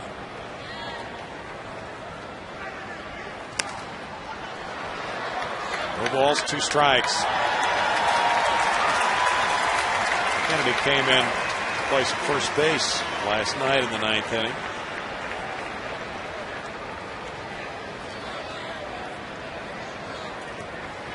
He's from Riverside, California. 34 years old. Drove in 63 runs for Oakland last year.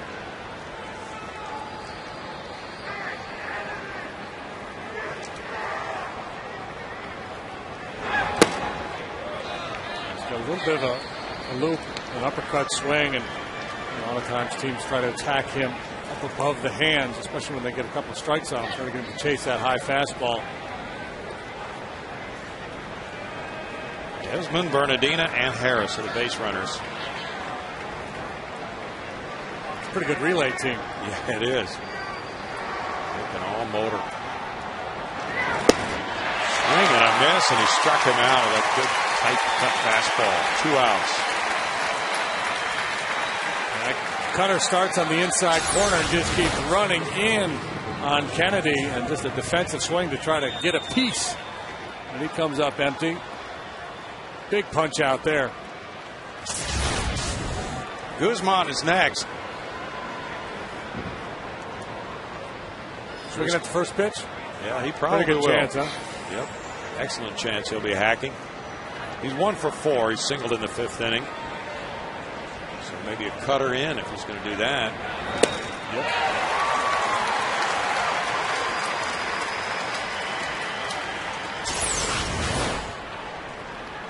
Talked about his success against left-handed hitters, and this is exactly why. The ability to throw that pitch consistently.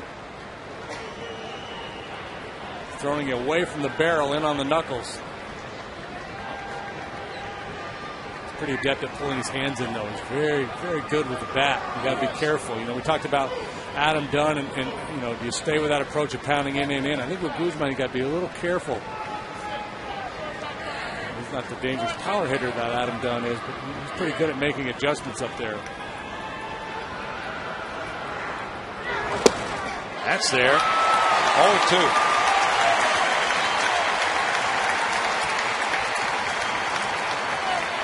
In line, trying to protect this 1-run lead. Roger Morgan's on deck. The only guy cheering harder than that guy is Brett Myers. Yeah, his win is on the line.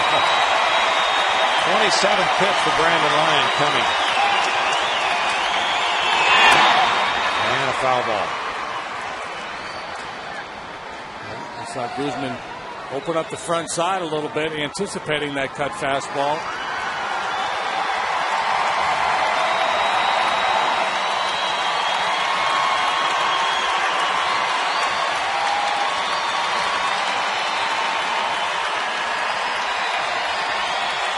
Been crowded.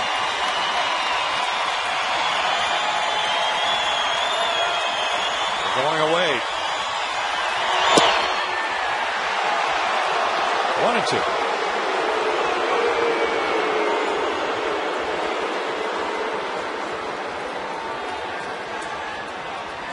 They're into this game.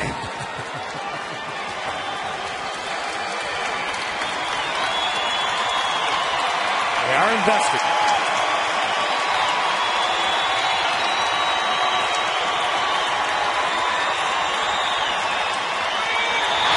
He struck him out. Came back to that cut fastball, and he got him on strikes. Big pitch for Brandon Lyon. It's 1 run, 1 hit, 3 men left, and it's 6-5 Astros in the 8th.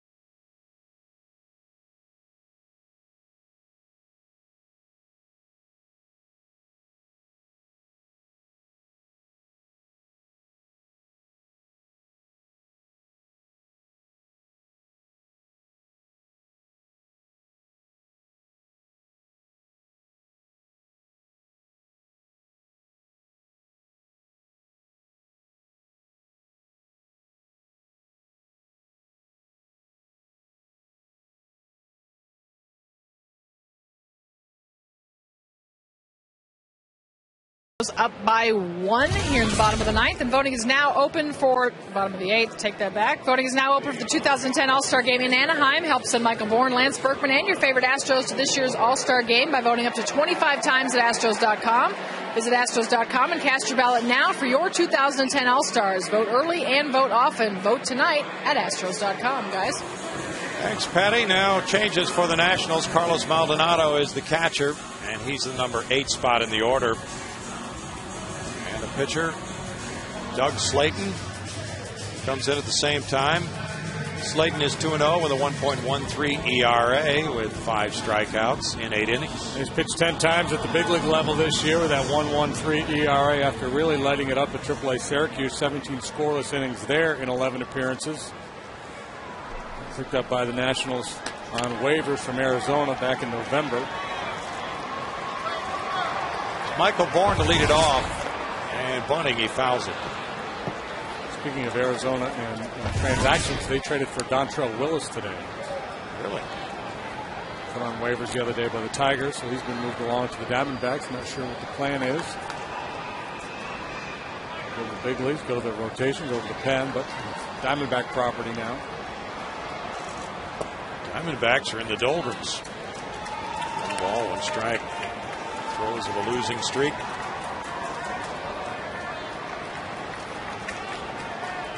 Slayton was a 17th round pick of the Backs in 2000. Little chop. Charge. Guzman with a quick throw. Nice quick release. 1 out.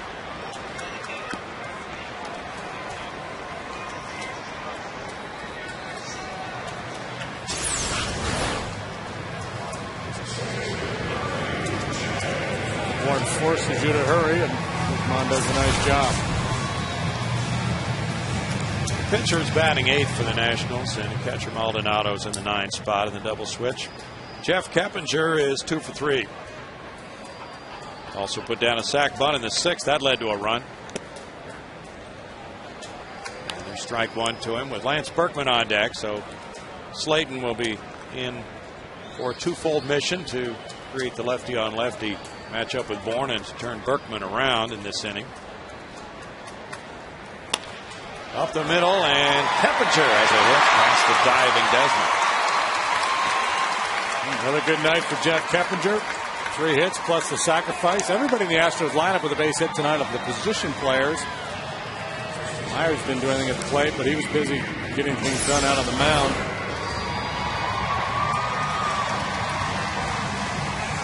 Good approach right there. Just bang it right back through the middle. 9 of his last 15 games. Keppinger has multi-hit games. Berkman has 2 hits tonight himself, and he's driven in 3. That's 12 hits for the Astros, an encouraging sign for a club which brought a .230 batting average into this game. Ball 1 with Carlos Lee on deck. Tomorrow night it's a matchup of lefties here at 7:05. John Lannon and Wandy Rodriguez.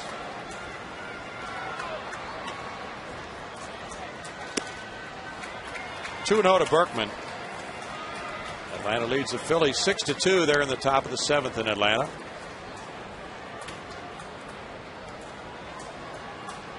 It's Boston 8, Oakland 4, in the bottom of the 8th at Boston. Jim Riggleman's club here trailed 4-0 after 3, and then got 4 in the 5th to tie it. The Astros got a Hunter Pence 5th inning homer to take the lead again, then added a single by Berkman in the 6th to go up by 2. But the Nationals in the 8th inning scored a run on a hit batsman with the bases loaded, and the Lion got tough and struck out both Kennedy and Guzman. Well, it's a back and forth affair in St. Louis tonight as well. Reds have reclaimed the lead with 2 in the 7th. Now lead St. Louis 9-8. Wacky stuff going on in St. Louis. Sure is. What's going on here? Batista's warming up again. Warming up in the 1st inning. Brings the infielders in for conversation. This buys a little more time for Batista in case Rickleman wants to use him with Carlos. There haven't been too many games, and we've seen a relief pitcher warming up in the 1st inning and again in the 8th.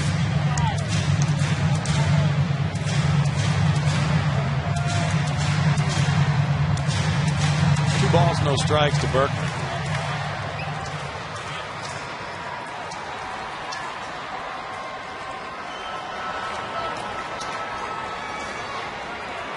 Texas leads the White Sox 7-6 after 6. Carlos Quentin hit his 6th for Chicago. 3-0.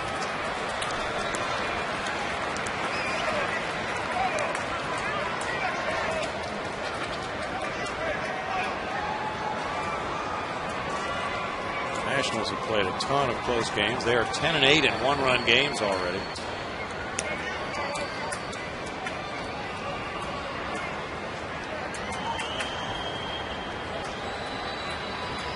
Yankees beat Baltimore 3-1 behind Javier Vasquez. Beat Brian Mattis, and Mariano Rivera got his 11th save. Curtis Granderson hit home run number 3. And Mickey made a critical error in that one. Oh, did he? Yeah.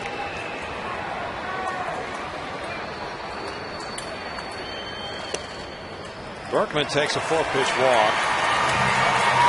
2 on for Carlos Lee now. Up on the top step of that dugout. I think he's going to make a move for Batista here. Here it comes. Managers sometimes they look like those Olympic skiers in the starting block, just kind of rocking back and forth, ready to jump out there, make the move. Well, reluctantly, he does come out with the score 6-5. Houston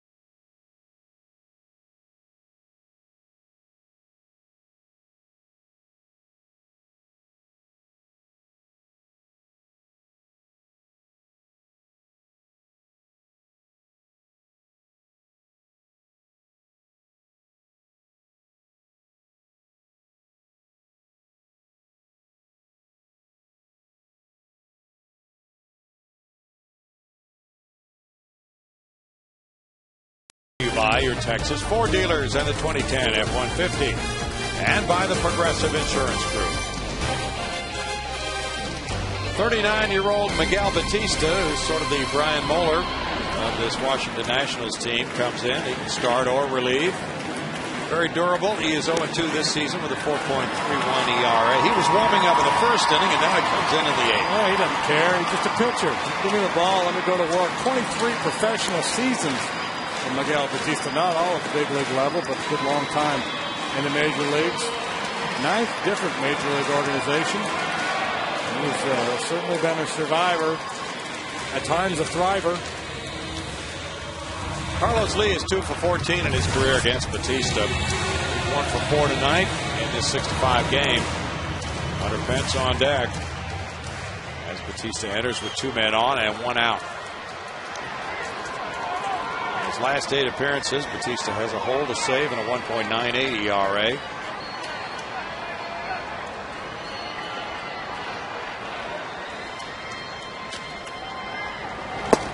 Here's ball 1 from Miguel, who was signed as a free agent by Montreal in '88.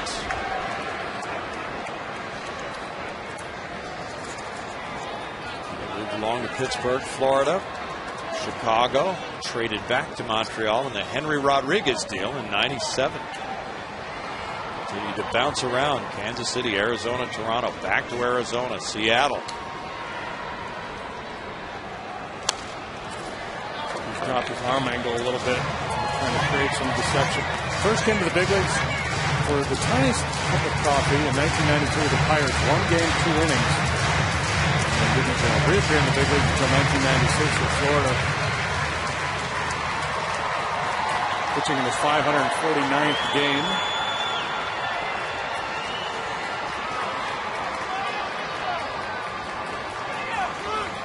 Time call by Carlos. For Batista pitch. Batista last year piled up 56 appearances for Seattle.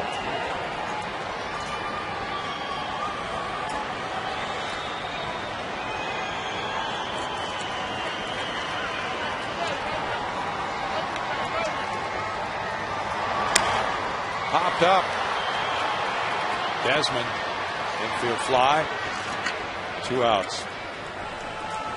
Now it's Hunter Pence.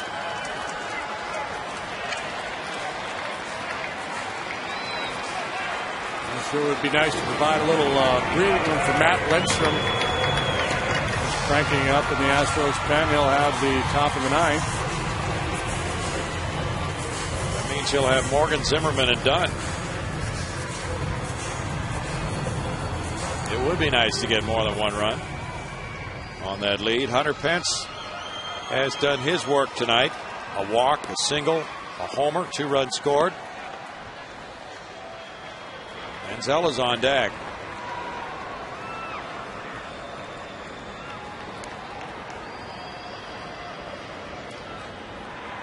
Of course, if he knocks one out of here, they might set Lindstrom down. That's true. Here's what he did back in the 5th inning on a 2-1 pitch. You see what the target was. He wanted it down in the way, and the pitch was elevated, and Hunter jumped all over. Batista has allowed 5 home runs this year and just 31 in the 3rd innings of work.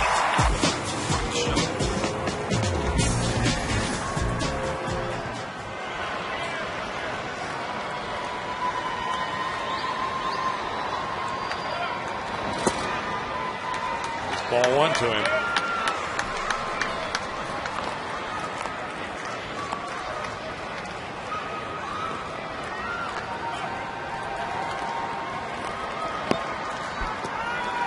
Roger Morgan is in right center field.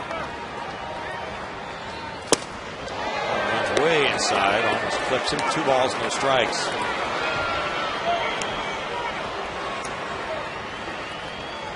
If you're Batista, you're 2-0 here on Pence. You might not want to give him a whole lot to hit in this situation.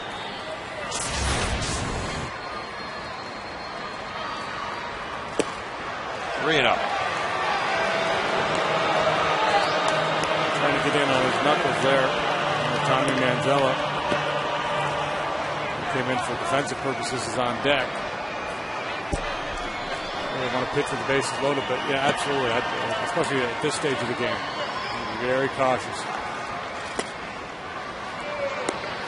That's a quality pitch. You got a call, and it's 3-1. This one could be very interesting.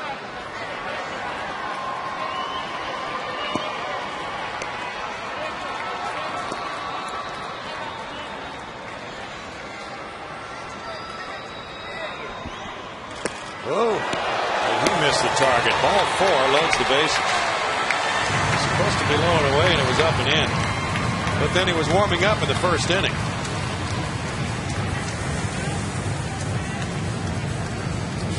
Now it's Manzella.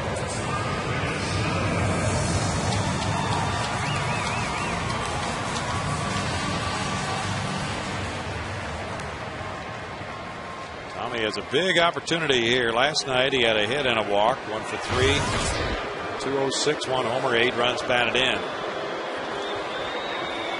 Maldonado and Batista have to figure out what's going to work for them in this bases loaded 2-out situation.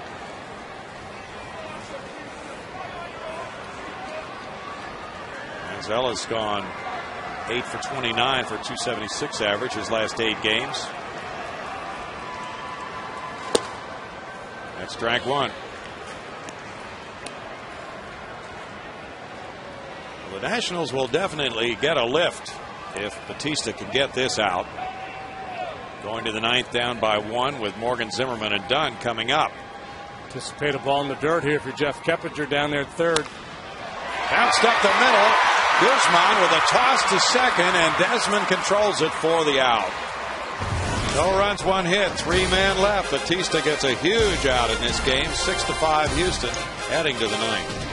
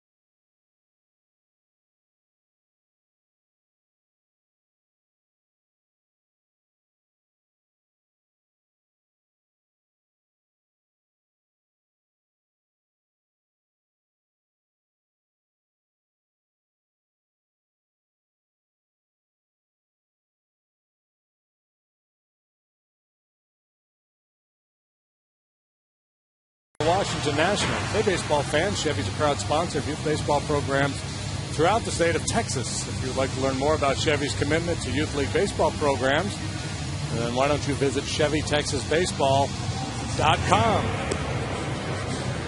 That little guy will in his time.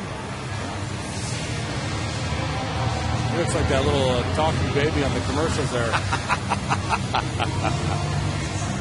Yeah, he's hippopotamus.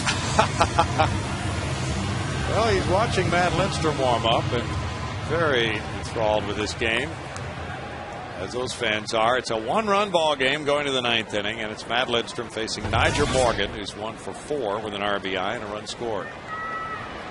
Niger has never had an at-bat off Matt Lindstrom. Okay, what's he got? What's the feature? Well, he's got a fastball that can reach triple digits at times. Sometimes he throws it too seam. It'll sink like crazy. He's got a nasty slider. Thanks a lot. So you got to battle. You got to hang in there. Take what it gives you. 11 saves in 12 tries for Lindstrom. Time called now. Cash goes to the mound. Lindstrom's only blown save was last Thursday at Milwaukee. when he walked 3 in an inning and 2/3 and gave up 2 runs. A 10-inning loss, but then he got back on track with the Sunday save and the 2-0 10-inning win at Cincinnati.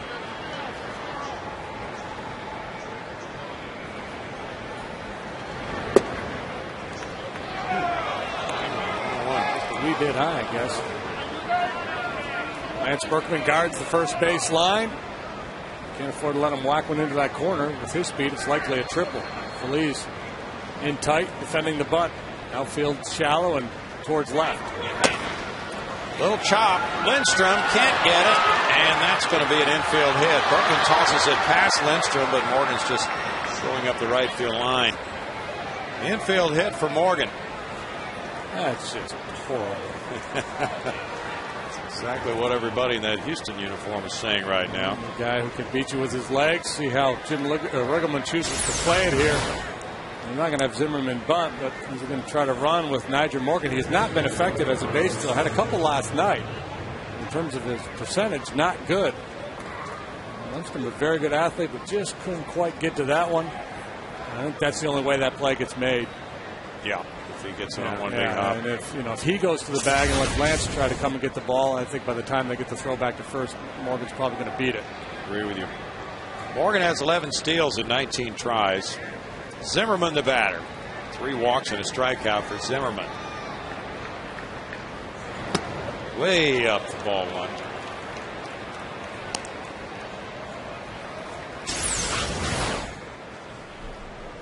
A pitch like that got away from Kevin Cash in that Milwaukee game. Sure was. He gave a critical base. That's the thing from Morgan too. He's got to be ready to move on any ball in the dirt. A lot of pressure on Cash here. Lindstrom getting outside of his game a little bit. So he's just trying to make a pitch, trying to throw it about 140 miles an hour and losing his location. 2-0 for Matt.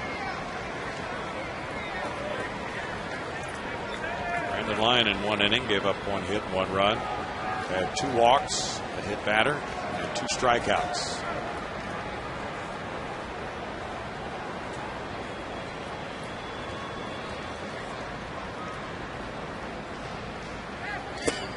That's ball 3. Morgan going nowhere now, not going to risk anything. You got a chance to advance the base freely with a walk. Last time Zimmerman was up there 3-0, I said he's got the green light. I imagine he's taking all the way here.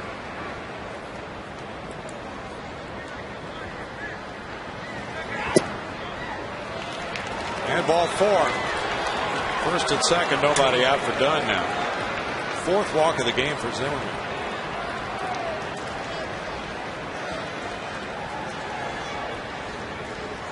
Brad Arnsberg is out. Runners at first and second, and Dunn waiting to hit next.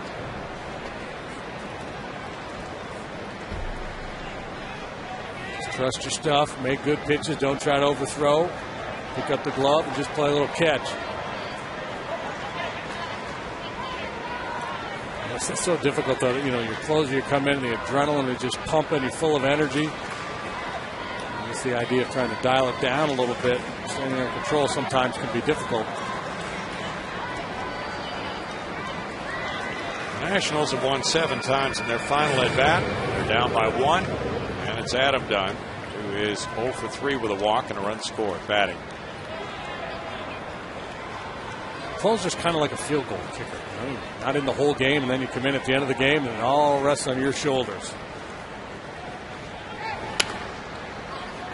Strike 1. It's a good analogy.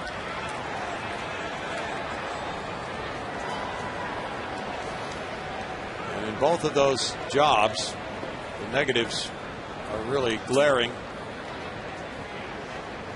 Positives are expected to happen. There's almost never a neutral result. Yeah. You're either the hero or the goat.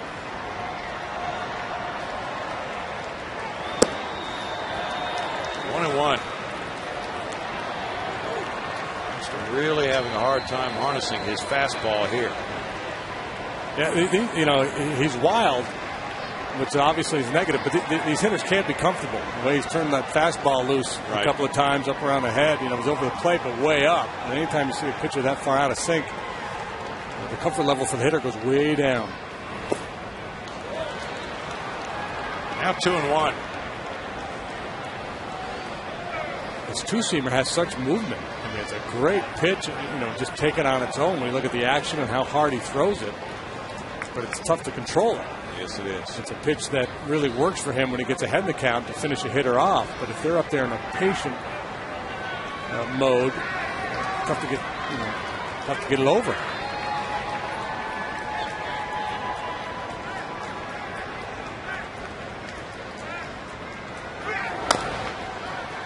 Two and two. He's really been working on that two-seamer. When it comes down to it at crunch time, will it be reliable? That's the question every person wants to know about his stuff.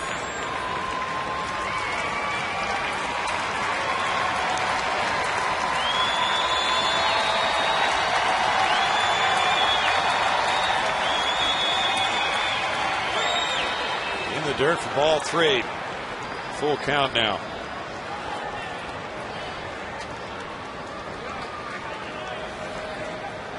Very important man right there, and he's trying to help Lindstrom get through this difficult situation and really having to try to guard against all opportunities with where this pitch might go. I think you're going to take that shot at that hole up and in.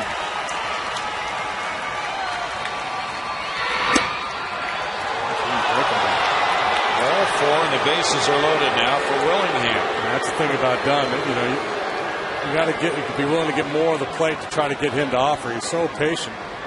And you can strike him out, but you just got to beat him typically with a big fastball in the strike zone. Hey, every now and then he'll wave at a breaking pitch, but very disciplined. And you're taking on a big risk if you're trying to get him out in that situation, out of the zone. Now the infield will be coming in. Bases loaded, nobody out. Willingham is 0 for 3, a sac fly in the 5th inning. And they strike one.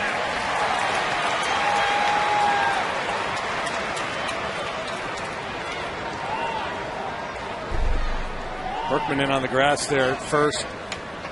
They'll be looking to come home. Middle of the diamond, they're just going to try to turn 2. If you come all the way in and you get the base hit through the infield, not only the tying run, but the go-ahead run scores on you.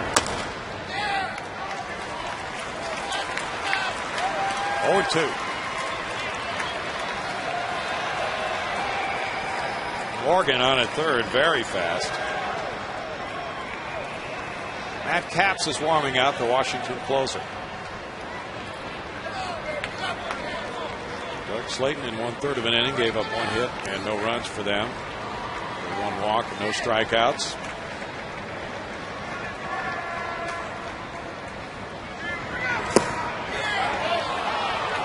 One and 2 to Willingham.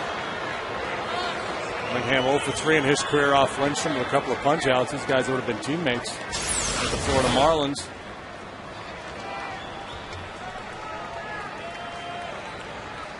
Lopez and Burdack are warming up for Houston.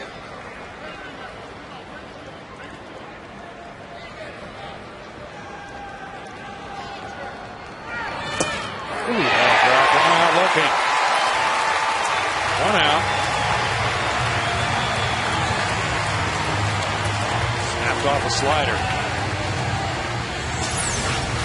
They're trying to go away with it. Backed up on him, but caught the inside corner. Good job by Cash there. Cradling that pitch, giving Gary Darling a good look. Desmond singled in the 8th inning. He's 1 for 4.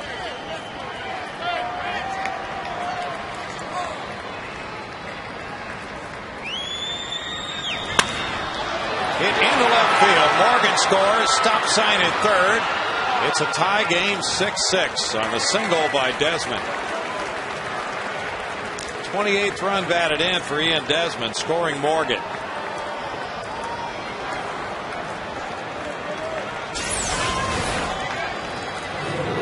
Good swing of the bat here. First well-struck hit. They had a little chopper by Morgan, then 2 walks really set this inning up for the Nationals. Pat Listash with a quick stop sign there. Carlos on that ball in a hurry. Bases loaded still for Bernardino. Tough man to double here. There's ball one, but he struck out twice today. 0 for 3 with a walk. Astros will have Feliz, Cash, and the pitcher spot due up in the bottom of the ninth.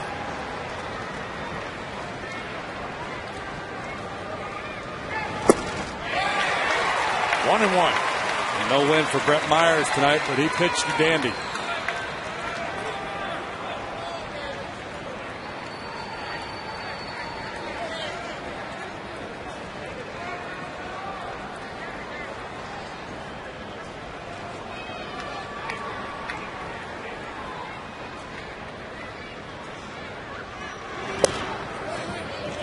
Two balls and a strike to Bernardino. Florida beat Milwaukee 6-4. Ricky Nolasco won that one, beating Trevor Hoffman. Corey Hart hit his 14th. Man is on fire.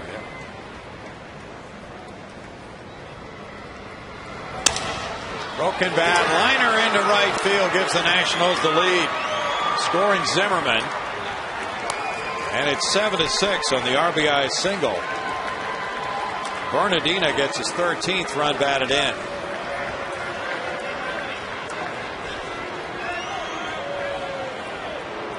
The Nationals have their first lead here in the ninth inning.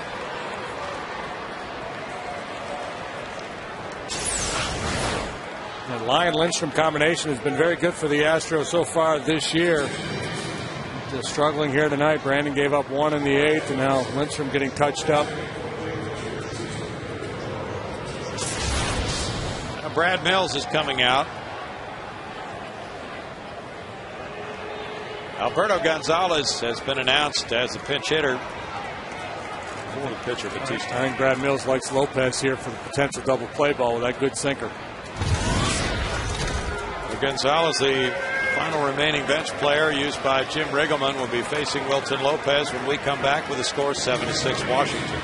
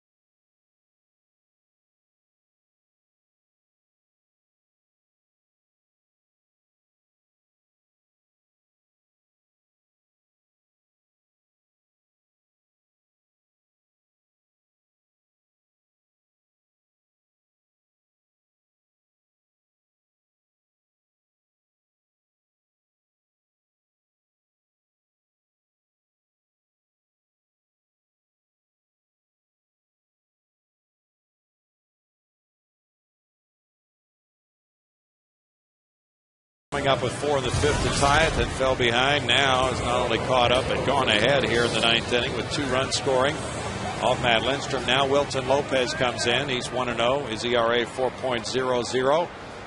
And he comes into this bases loaded 1-out situation. And with that good sinker, you got a good shot at getting a ground ball, double play, get out of this mess. It's his 15th appearance. The pinch hitter Alberto Gonzalez is facing him. That's the one right there. That's the one he's trying to get Gonzalez to offer at. Gonzalez, the most frequently used pinch hitter for the Nationals. 14 at-bats. He's got 3 hits and an RBI in the pinch. He's had 44 at-bats this season, hitting .318. A bunt is fouled. Squeeze play. Yeah, bases loaded squeeze. One ball, one strike. Well, that's tough to stay out of the double play. When the guy throwing that sinker, you normally think that's an easy ball to get down. Gonzalez fouls it off. Squeeze. If the hitter gets the bunt down, you almost never see the play fail. When it goes awry, if he bunts through it or pops it up.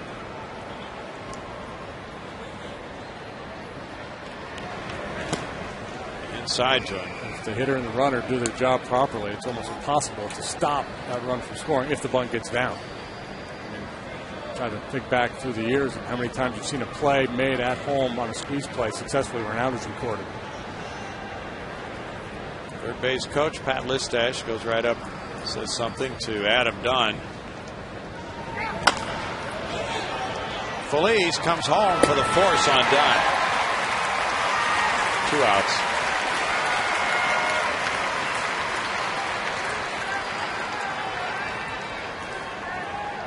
Now it's Maldonado, the catcher. Well, they got their ground ball, just not sharply hit enough to get a double play. But Lopez does his job. Feliz does his. One more out to get.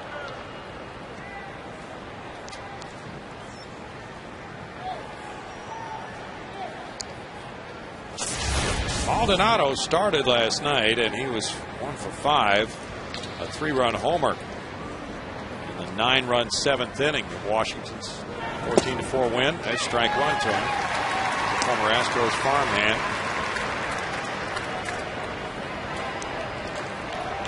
Jim Riggleman has gone through all of his bench players. He has his closer warming up, Matt Capps.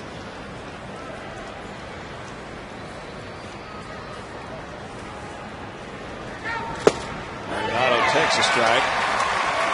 He's behind 0-2 in the count.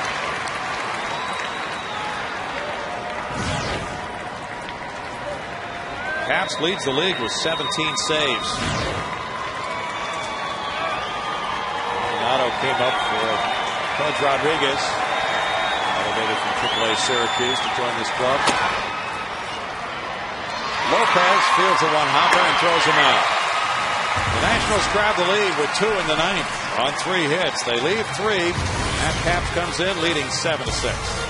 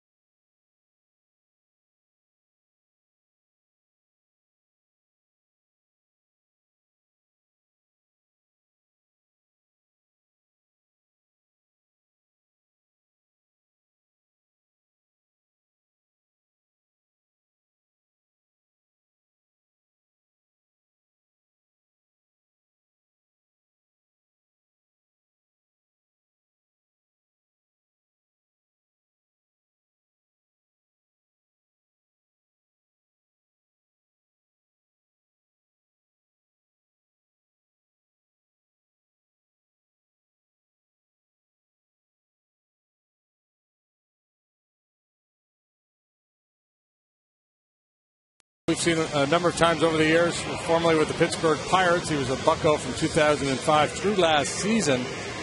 And typically, you're going to have to beat him. He doesn't walk many. See there, just 6 walks so far this year.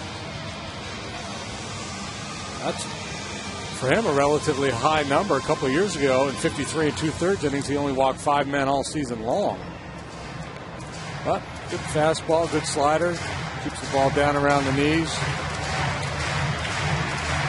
26 years old from Douglasville, Georgia. He will face Pedro Feliz to lead it off in the Astros' ninth inning. Feliz has a single, a sac fly, and intentional walk tonight. Kevin Cash is on deck. Pitcher spot due up third. Astros carrying 13 pitchers, so a man short on the bench. Just have Corey Sullivan and Humberto Quintero available to pinch hit. Ball one is upstairs on the Cap slider. Cap's a 7th round pick of the Pirates in 2002. Signed as a free agent with his Washington club over last winter.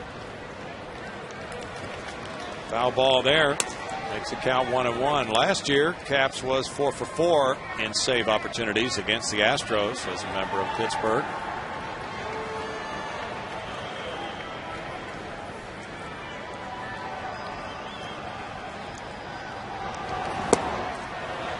Gets a swing and a miss, and that makes it 1-2.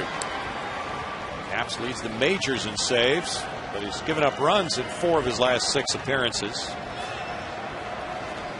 Gave up the game-winning hit in San Diego in the 10th inning on Sunday. He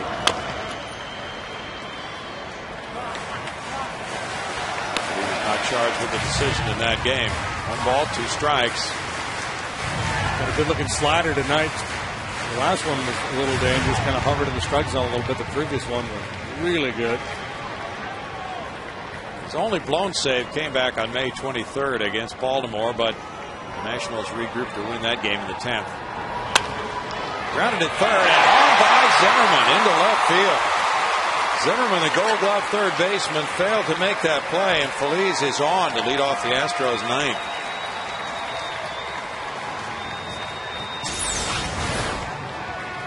Not an easy chance, and made a little tougher as he started to retreat, trying to find a convenient hop that he never got. Tries to keep the glove down and Olay it, and he comes up empty. 6th error for Zimmerman. Feliz aboard. First error for the Nationals. The Astros made 2 back in the 5th inning, and that cost them 3 unearned runs. Kevin Cash is 2 for 4. Corey Sullivan's on deck. Cash around a bunt. He gets it down. Caps. The toss to Guzman, covering on the sacrifice from 1 to 4. Feliz to second. Now Sullivan will pinch hit for Wilton Lopez. Good bunt there by Kevin Cash. Now you've got 2 chances to drive in the tying run. A couple of left-handed bats coming up. Sullivan and then Michael Bourne. Sullivan pinch hits for Lopez. Matt Lindstrom in 1/3 of an inning allowed 3 hits, 2 runs, walking 2, fanning 1. Lopez went 2/3 of an inning, allowing no hits, no runs, no walks, no strikeouts. And Sullivan's a 161 pinch hitter with 4 runs batted in. These left-handed bats have not been an issue for Matt Capps this year. Just the opposite. He has dominated left-handed hitters. They're hitting 196 against them. Righties 340. Really? Upstairs, ball 1. Caps through that one at 93. Sullivan has had 31 pinch hit at bats. It's a lot of work. Feliz, the runner there at second. And Michael Bourne on deck.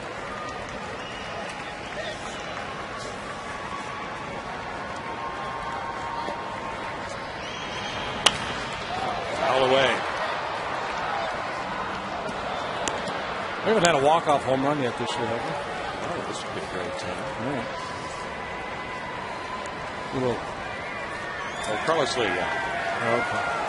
We haven't had a walk-off home run this homestand, have we? No. This being game number 2 of the homestand. You can remember game 1. Got a little, this little push one into the Crawford box is inside out. Break your heart swinging the bat here.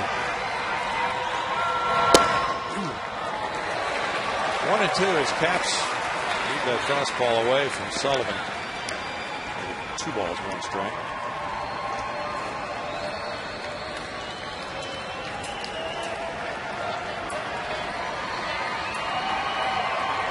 Sullivan leads the majors in pinch hit plate appearances this year.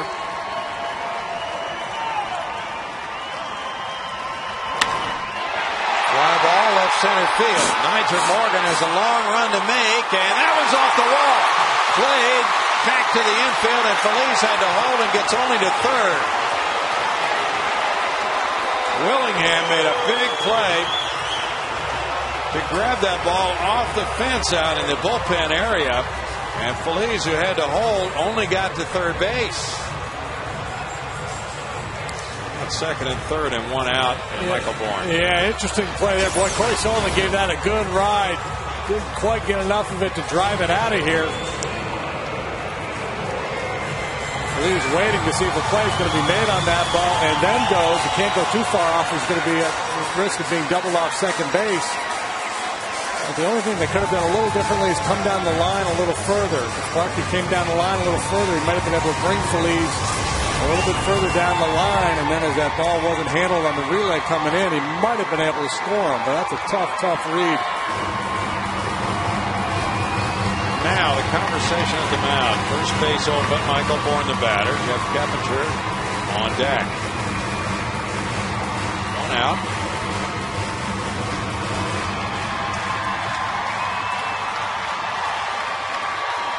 An interesting situation for Jim Riggleman here. He keeps his infield back, and Michael Bourne hits a routine ground ball to the middle of the infield. The tying run scores. If he pulls him in, well, he's going to walk him and play for a double play. If he pulls him in, a better chance of, a hitter drives the ball through the infield and you lose the ball game. But a lot of times on the road with your closer on the mound, that's when you say, I don't care about that. I'm just doing whatever I can to prevent that tying run from scoring.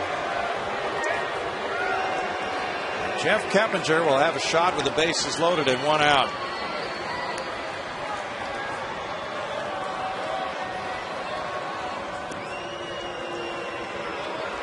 Keppinger, who hit .314 in the month of May, will lead the club.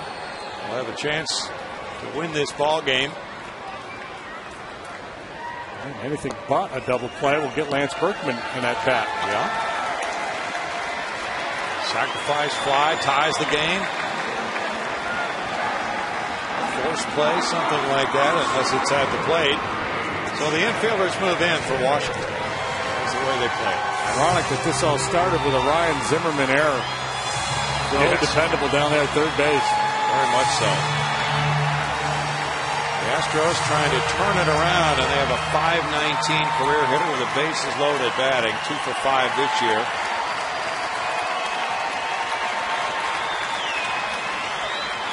He's had some big hits for this club.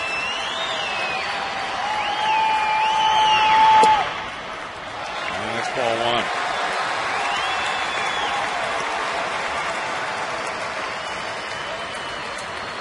These fans are glad they stayed. Drama in the ninth inning. 2 walk-off hits, the last against the Cubs.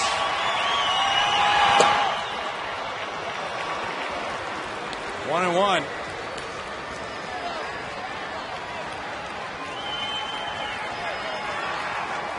These guys may have faced each other growing up. Georgia and Keppinger, yeah.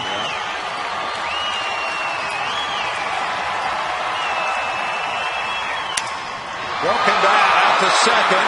Guzman to the plate. They get the first play on Feliz. And now it'll be Berkman.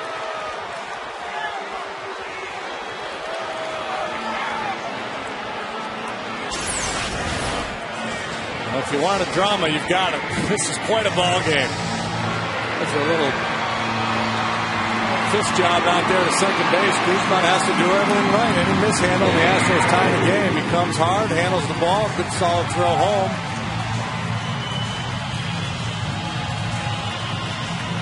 And they hoped that the run might score, but now it's Berkman with the bases loaded. Berkman homered last year off Caps. He's 4 for 7 lifetime against him. Great at bats for Lance tonight, seeing the ball well.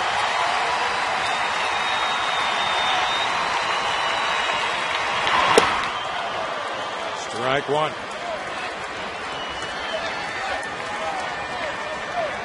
Two-run double in the first inning for Lance, an RBI single in the sixth, a walk in the eighth.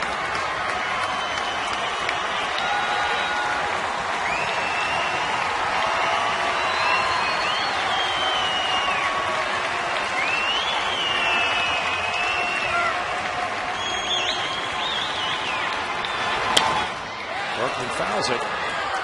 0-2. Sullivan dashed up the third base line a little bit. Caught Cap's attention. The Dodgers won a game last night with a walk-off balk.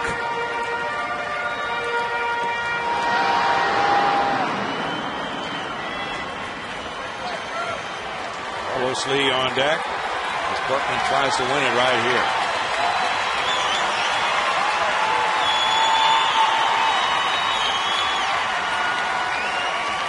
Going up with a heater.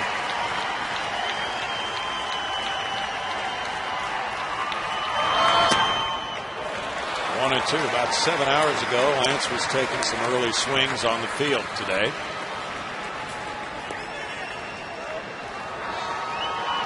Lance doesn't chase many bad balls, but that's a place where he'll go sometimes to get after that high fastball. Really pitched him well. One on the inside corner, one on the outside corner, then a shot way up on 0-2.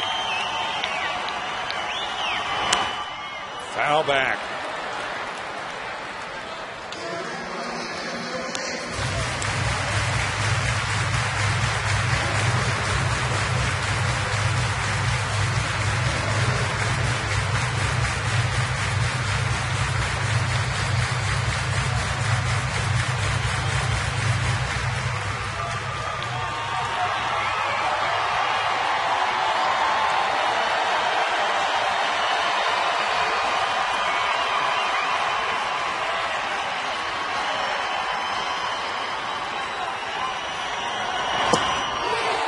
They appeal at third. He did not swing. Bill Hahn with a call. What a tough pitch. 2-2. 95 with a little sink. Just missed that outside corner. Last night Lance struck out to end the ball game. Pounded his bat down in frustration. It sure would be nice to have this one finished on a positive note for him. Bourne's a runner at second. Should score on any base hit.